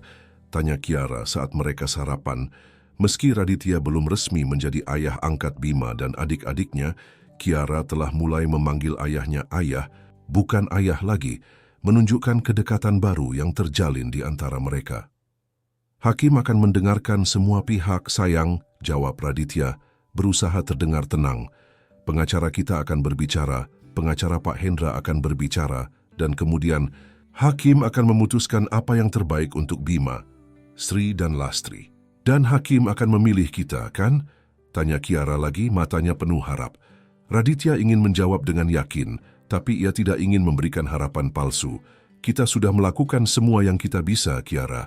Sekarang kita hanya bisa berdoa dan percaya bahwa kebenaran akan menang. Bima yang sejak tadi hanya mengaduk-aduk makanannya tanpa nafsu, akhirnya berbicara. Bagaimana kalau hakim memilih Paman Hendra? Tanyanya dengan suara pelan. Apa yang akan terjadi pada kami? Pertanyaan itu menusuk hati Raditya. Bima, katanya serius berlutut di samping kursi anak itu, untuk menatap matanya langsung. Apapun yang terjadi hari ini, kamu harus tahu bahwa kamu akan selalu menjadi bagian dari keluarga ini. Meski secara hukum kita mungkin terpisah, hati kita akan selalu terhubung. Dan aku berjanji akan terus berjuang untukmu, tidak peduli berapa lama waktu yang dibutuhkan. Mata Bima berkaca-kaca, dan tanpa peringatan, ia memeluk Raditya erat-erat. Terima kasih, Ayah. Bisiknya untuk pertama kalinya memanggil Raditya dengan sebutan itu. Raditya terkejut sejenak lalu membalas pelukan itu dengan sama eratnya. Matanya sendiri mulai basah.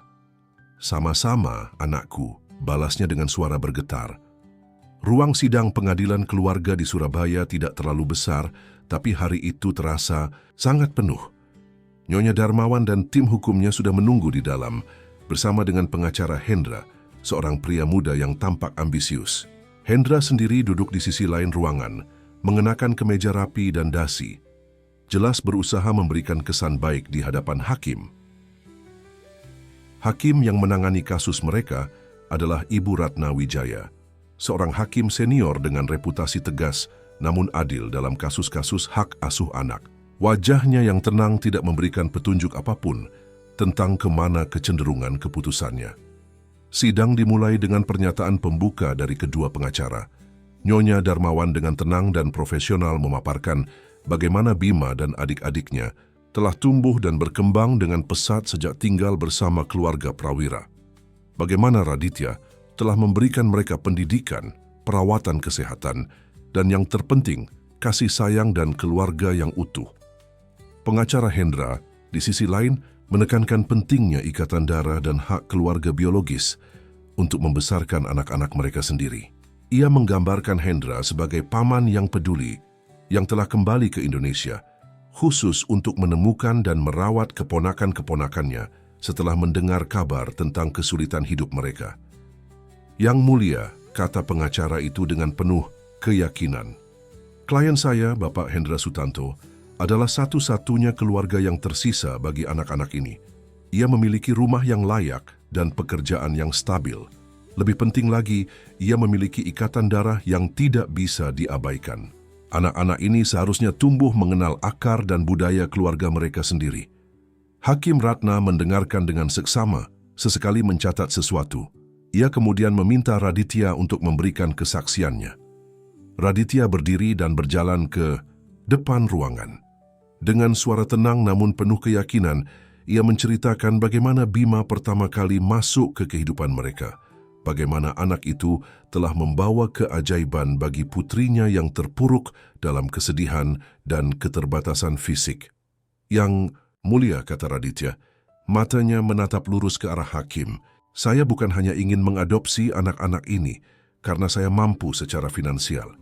Saya ingin mereka menjadi bagian dari keluarga kami karena mereka telah memberi kami sesuatu yang tidak bisa dibeli dengan uang, kebahagiaan, dan makna hidup. Putri saya, Kiara, yang selama bertahun-tahun terkurung dalam kesedihan dan keterbatasan fisiknya, kini dapat berjalan lagi dan tersenyum setiap hari berkat Bima. Mereka telah menjadi saudara dalam segala hal kecuali nama, dan saya hanya ingin meresmikan apa yang sudah menjadi kenyataan dalam hati kami. Hakim Ratna mengangguk, lalu meminta Hendra untuk memberikan kesaksiannya. Hendra tampil dengan penuh percaya diri. Ia menceritakan bagaimana ia telah bekerja keras di Malaysia selama bertahun-tahun, mengirim uang pulang untuk membantu keluarganya, meski tidak selalu diterima dengan baik. Ia mengklaim telah berubah dari masa lalunya yang bermasalah dan kini siap bertanggung jawab atas keponakan-keponakannya. Yang mulia, kata Hendra, suaranya terdengar tulus, meski ada sesuatu yang terasa tidak benar bagi Raditya. Saya akui masa lalu saya tidak sempurna. Saya pernah membuat kesalahan, tapi saya telah berubah. Saya kembali ke Indonesia untuk memulai hidup baru dan merawat apa yang tersisa dari keluarga saya. Anak-anak ini adalah darah daging kakak saya. Mereka berhak tumbuh bersama keluarga kandung mereka. Hakim Ratna kemudian meminta Siti untuk memberikan kesaksiannya. Dengan suara bergetar namun tegas, Siti menceritakan tentang masa lalu Hendra yang bermasalah. Bagaimana ia sering menyebabkan kesulitan bagi keluarganya dan bagaimana ia tidak pernah menunjukkan minat terhadap keponakan-keponakannya sampai sekarang. "Yang mulia," kata Siti. Matanya sesekali melirik ke arah Hendra dengan tatapan waspada. "Sebagai ibu dari anak-anak ini, saya percaya bahwa mereka akan mendapatkan kehidupan yang jauh lebih baik bersama Pak Raditya. Bukan hanya secara material, tapi juga secara emosional. Mereka telah tumbuh dengan bahagia selama tinggal di rumahnya." Bima mendapatkan dukungan untuk meraih impiannya menjadi pilot, sesuatu yang mungkin tidak akan ia dapatkan jika tinggal dengan Hendra. Setelah kesaksian Siti, hakim meminta Bima untuk maju dan memberikan pendapatnya. Ini adalah momen yang menegangkan, karena sebagai anak tertua, pendapat Bima akan memiliki bobot yang cukup besar dalam keputusan hakim. Bima berjalan ke depan dengan gugup namun tegas. Meski baru berusia 11 tahun, ia berbicara dengan kejelasan dan keyakinan yang mengejutkan untuk anak seusianya. "Yang mulia," kata Bima, suaranya kecil namun jelas. "Saya ingin tinggal bersama Pak Raditya dan Kiara. Mereka adalah keluarga saya sekarang. Pak Raditya telah menjadi ayah yang tidak pernah saya miliki. Ia mendukung saya dalam sekolah, dalam impian saya menjadi pilot, dan yang terpenting, ia menyayangi saya dan adik-adik saya seperti anaknya sendiri." Bima kemudian menarik napas dalam-dalam sebelum melanjutkan. "Saya tidak kenal Paman Hendra sampai beberapa minggu lalu. Dia tidak pernah ada saat kami kesulitan, saat kami harus berjuang sendiri di kampung dulu. Kenapa sekarang, saat hidup kami mulai baik, dia tiba-tiba muncul dan mengaku peduli?" Pertanyaan jujur dan langsung dari Bima membuat ruangan itu hening. Bahkan pengacara Hendra tampak tidak nyaman, sementara Hendra sendiri menatap Bima dengan tatapan yang sulit diartikan, campuran antara kemarahan dan mungkin sedikit rasa bersalah. Hakim Ratna mengangguk serius, lalu meminta Sri dan Lastri untuk maju. Karena usia mereka yang masih sangat muda, hakim hanya bertanya dengan lembut tentang di mana mereka ingin tinggal. Keduanya tanpa ragu menunjuk ke arah Raditya dan menyebut namanya. Setelah semua kesaksian didengar, Hakim Ratna mengumumkan bahwa ia akan membutuhkan waktu untuk mempertimbangkan semua fakta sebelum memberikan keputusannya. Sidang ditunda selama 3 hari. 3 hari itu menjadi masa penantian yang menyiksa bagi keluarga Prawira. Bima hampir tidak bisa tidur, khawatir akan dipisahkan dari keluarga barunya. Kiara kembali mengalami kesulitan dalam terapinya. Kecemasan mempengaruhi kemajuan fisiknya. Raditya sendiri berusaha tetap tenang di depan anak-anak, tetapi di malam hari, ia sering duduk sendirian di ruang kerjanya, memandangi foto mereka semua yang diambil saat liburan di Bali, bertanya-tanya apakah momen bahagia seperti itu akan berakhir. Malam sebelum keputusan hakim diumumkan, Raditya duduk di tepi tempat tidur Bima, seperti yang selalu ia lakukan untuk Kiara. "Besok adalah hari besar," katanya pelan, mengusap rambut Bima dengan lembut. "Saya takut, Ayah," bisik Bima, tidak lagi menyembunyikan ketakutannya. "Bagaimana kalau hakim menyuruh saya pergi dengan Paman Hendra? Kita harus percaya bahwa hakim akan membuat keputusan yang terbaik untukmu," kata Raditya, meski dalam hatinya ia juga sama takutnya. "Tapi ingat apa yang kukatakan, Bima. Apapun yang terjadi, besok kamu akan selalu menjadi anakku. Tidak ada pengadilan, tidak ada dokumen, tidak ada siapapun yang bisa mengubah itu." "Janji?" tanya Bima, matanya berkaca-kaca. "Janji?" angguk Raditya tegas. "Dan kamu tahu aku selalu menepati janjiku."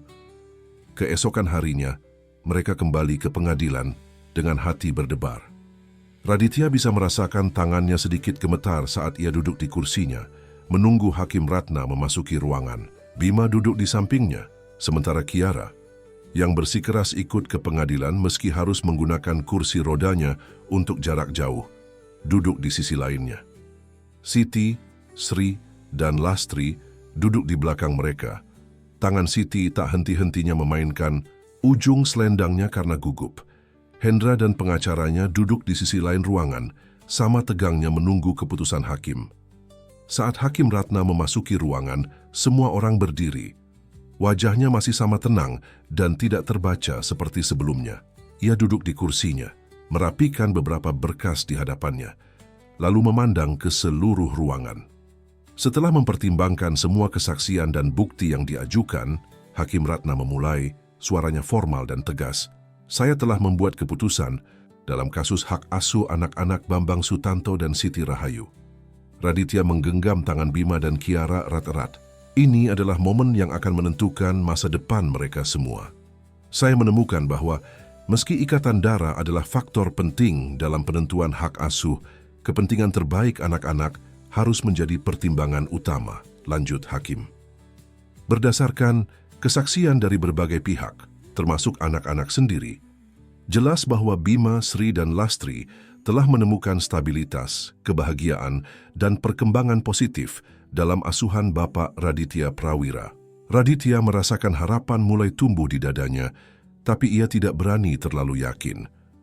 Oleh karena itu, Hakim Ratna melanjutkan, saya memutuskan untuk memberikan hak asuh sementara kepada Bapak Raditya Prawira dengan izin untuk melanjutkan proses adopsi legal terhadap ketiga anak tersebut.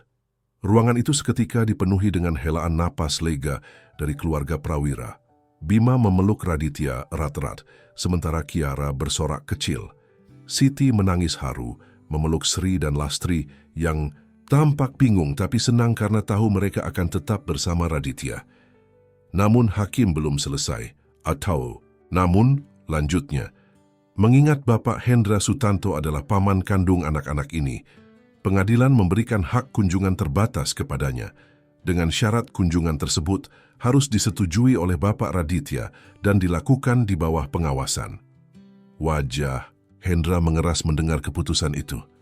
Ia berbisik dengan cepat kepada pengacaranya yang kemudian berdiri dan meminta izin untuk berbicara. Yang mulia, kata pengacara itu, klien saya ingin mengajukan banding atas keputusan ini. Hakim Ratna mengangguk, itu adalah haknya. Namun, selama proses banding berlangsung, keputusan saya tetap berlaku. Anak-anak akan tetap di bawah asuhan Bapak Raditya.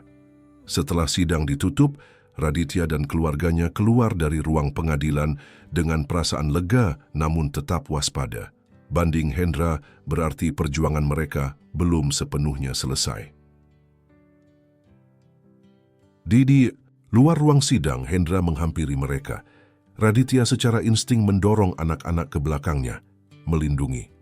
Selamat Pak Raditya, kata Hendra dengan nada yang sulit diartikan. Anda menang hari ini, tapi ini belum berakhir. Apa sebenarnya yang kamu inginkan, Hendra? Tanya Siti langsung. Kamu tidak pernah peduli pada anak-anak ini sebelumnya. Kenapa sekarang? Hendra menatap Siti sejenak, lalu beralih ke Raditya. Mungkin kita bisa bicara secara pribadi, Pak Raditya, tanpa pengacara dan keluarga? Raditya ragu sejenak, lalu mengangguk. Baiklah, tapi singkat saja. Ia meminta Siti untuk membawa anak-anak ke mobil terlebih dahulu, sementara ia dan Hendra mencari tempat yang lebih privat untuk berbicara. Langsung saja Pak Hendra, kata Raditya begitu mereka sendiri. Apa yang sebenarnya Anda inginkan dari semua ini? Hendra tersenyum tipis. Saya rasa kita berdua tahu bahwa ini bukan sepenuhnya tentang anak-anak, Pak Raditya. Anda adalah pengusaha sukses, Anda tahu bagaimana dunia bekerja. Jadi benar, Raditya mengangguk, dugaannya terkonfirmasi. Ini tentang uang. Katakan saja ini tentang kompensasi. Hendra mengangkat bahu. Anak-anak itu keponakan saya. Secara hukum, saya memiliki klaim atas mereka. Jika Anda ingin proses adopsi berjalan lancar tanpa banding yang berkepanjangan, Anda ingin saya membayar Anda. Raditya melanjutkan kalimat Hendra dengan dingin. Anggap saja sebagai penyelesaian keluarga. Hendra tersenyum miring. Saya mendapatkan kompensasi yang layak. Anda mendapatkan anak-anak tanpa hambatan hukum lebih lanjut. Semua orang bahagia. Raditya menatap Hendra dengan tatapan menilai. Di satu sisi, ia merasa jijik dengan taktik pemerasan ini. Di sisi lain, jika ini berarti Bima dan adik-adiknya bisa tetap bersamanya tanpa harus melalui proses hukum yang panjang dan menyakitkan. Berapa? Tanya Raditya akhirnya. Hendra menyebutkan jumlah yang cukup besar. Raditya hampir tertawa mendengarnya. Itu terlalu tinggi, katanya tegas, dan saya ingin perjanjian tertulis yang menyatakan bahwa Anda melepaskan semua klaim terhadap anak-anak itu selamanya. Tidak ada tuntutan lebih lanjut, tidak ada kunjungan yang tidak diinginkan, tidak ada kontak sama sekali, kecuali jika anak-anak sendiri yang menginginkannya saat mereka dewasa nanti. Mereka bernegosiasi sejenak dan akhirnya mencapai kesepakatan. Raditya akan membayar Hendra jumlah yang substansial namun tidak sebesar permintaan awalnya, dan sebagai gantinya, Hendra akan menandatangani dokumen resmi yang melepaskan semua klaimnya terhadap Bima, Sri, dan Lastri. "Senang berbisnis dengan Anda, Pak Raditya," kata Hendra, mengulurkan tangannya. Raditya menjabat tangan itu dengan enggan. "Ini bukan bisnis, Pak Hendra. Ini tentang kebahagiaan anak-anak. Saya harap Anda menggunakan uang ini untuk sesuatu yang baik, bukan untuk hal-hal yang akan membuat kakak Anda kecewa di alam sana." Kata-kata itu tampaknya mengenai Hendra. Untuk sesaat topeng percaya dirinya runtuh, dan Raditya bisa melihat kilasan rasa bersalah di matanya. Tapi momen itu cepat berlalu, dan Hendra kembali ke sikap acuhnya. "Selamat tinggal, Pak Raditya. Anda tidak akan melihat saya lagi." Dengan itu, Hendra pergi meninggalkan Raditya dengan perasaan campur aduk. Ia tidak bangga harus membeli hak untuk mengadopsi anak-anak itu, tapi ia tahu itu adalah pilihan terbaik untuk melindungi mereka dari proses hukum yang panjang dan menyakitkan. Kembali ke mobil, Bima langsung bertanya, "Apa yang Paman Hendra katakan, Ayah?" Raditya tersenyum lembut. "Dia tidak akan mengganggu kita lagi, Bima. Dia telah menerima keputusan hakim dan mengurungkan niatnya untuk banding." "Benarkah?" Bima tampak tidak percaya. "Kenapa dia berubah pikiran?" "Kadang-kadang," kata Raditya hati-hati, "orang dewasa bisa menyelesaikan masalah mereka jika mereka benar-benar berbicara dan mendengarkan satu sama lain." Ia bertukar pandang dengan Siti, yang tampaknya mengerti apa yang sebenarnya terjadi. Siti mengangguk kecil berterima kasih tanpa kata-kata. "Jadi kita akan tetap bersama?" tanya Kiara penuh harap. "Ya sayang," Raditya tersenyum lebar. "Kita akan tetap bersama. Dan sebentar lagi, Bima, Sri, dan Lastri akan secara resmi menjadi bagian dari keluarga Prawira." Sorakan gembira memenuhi mobil saat mereka melaju pulang. Hari itu menjadi titik balik dalam kehidupan mereka semua. Hari di mana takdir yang sempat terancam kembali ke jalurnya. Hari di mana mereka resmi menjadi sebuah keluarga, bukan oleh darah, tapi oleh pilihan dan kasih sayang. 2 tahun kemudian, halaman belakang rumah keluarga Prawira dihias dengan indah untuk acara spesial. Balon warna-warni, pita, dan bunga-bunga segar menghiasi setiap sudut. Sebuah spanduk besar bertuliskan "Selamat Hari Adopsi" terpasang di antara 2 pohon. Kiara, kini berusia 9 tahun, berlarian di halaman tanpa bantuan apapun. Fisioterapi intensif dan semangatnya yang pantang menyerah telah memberinya kemampuan untuk berjalan dan berlari seperti anak-anak lainnya, meski terkadang masih sedikit tertatih.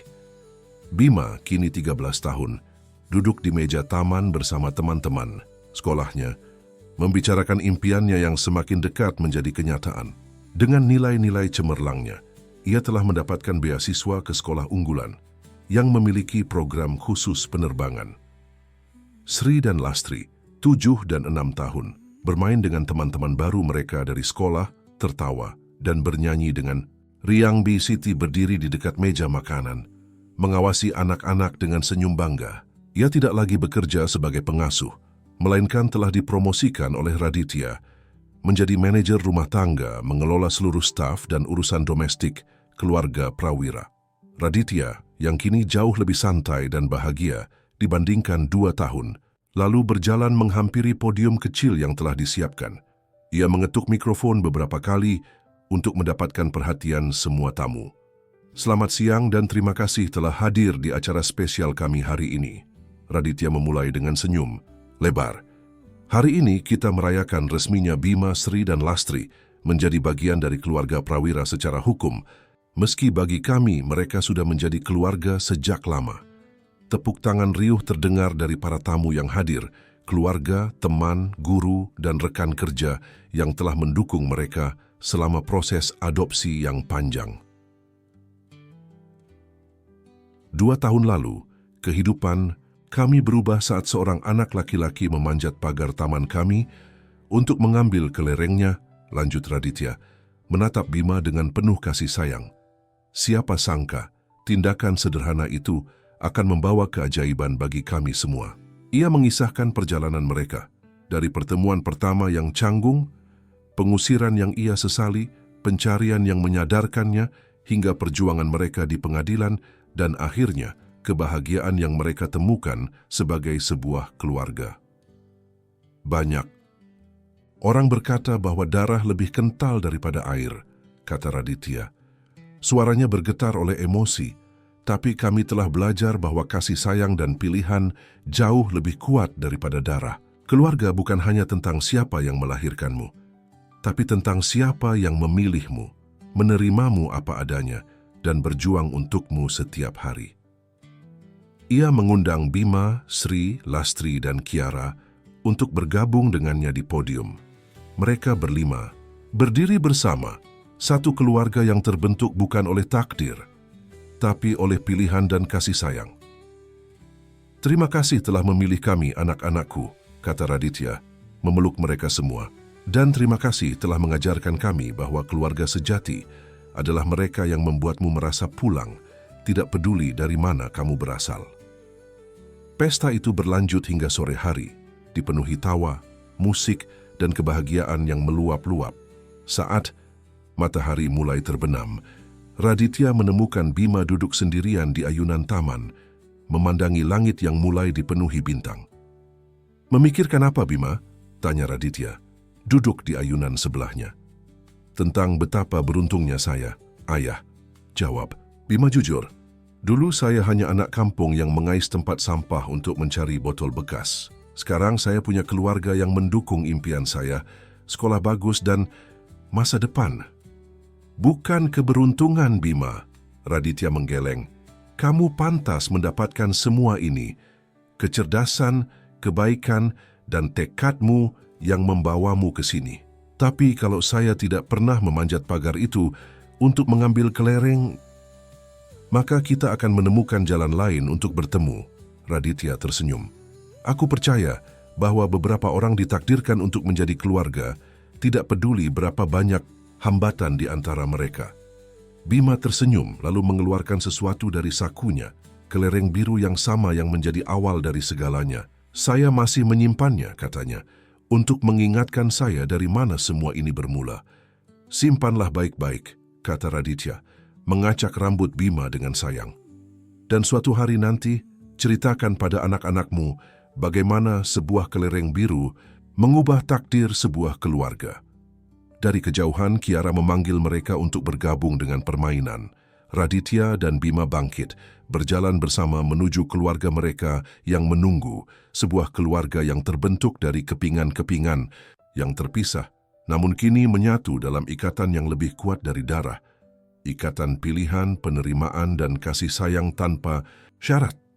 Malam itu, saat anak-anak sudah tertidur lelap, Raditya duduk di ruang kerjanya, memandangi foto baru keluarga mereka yang terpajang di dinding. Foto resmi adopsi dengan 5 wajah bahagia yang tersenyum lebar. Di sampingnya, foto lama. Kartika seolah tersenyum penuh persetujuan. "Kita punya keluarga yang indah sekarang, Tika," bisik Raditya.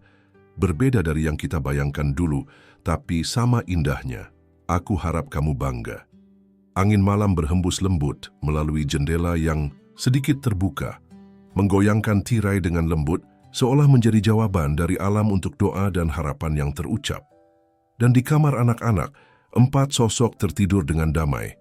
Kiara dengan boneka beruangnya, Bima dengan buku-buku penerbangan di sampingnya, Sri dan Lastri berpelukan dalam tidur mereka. Mimpi-mimpi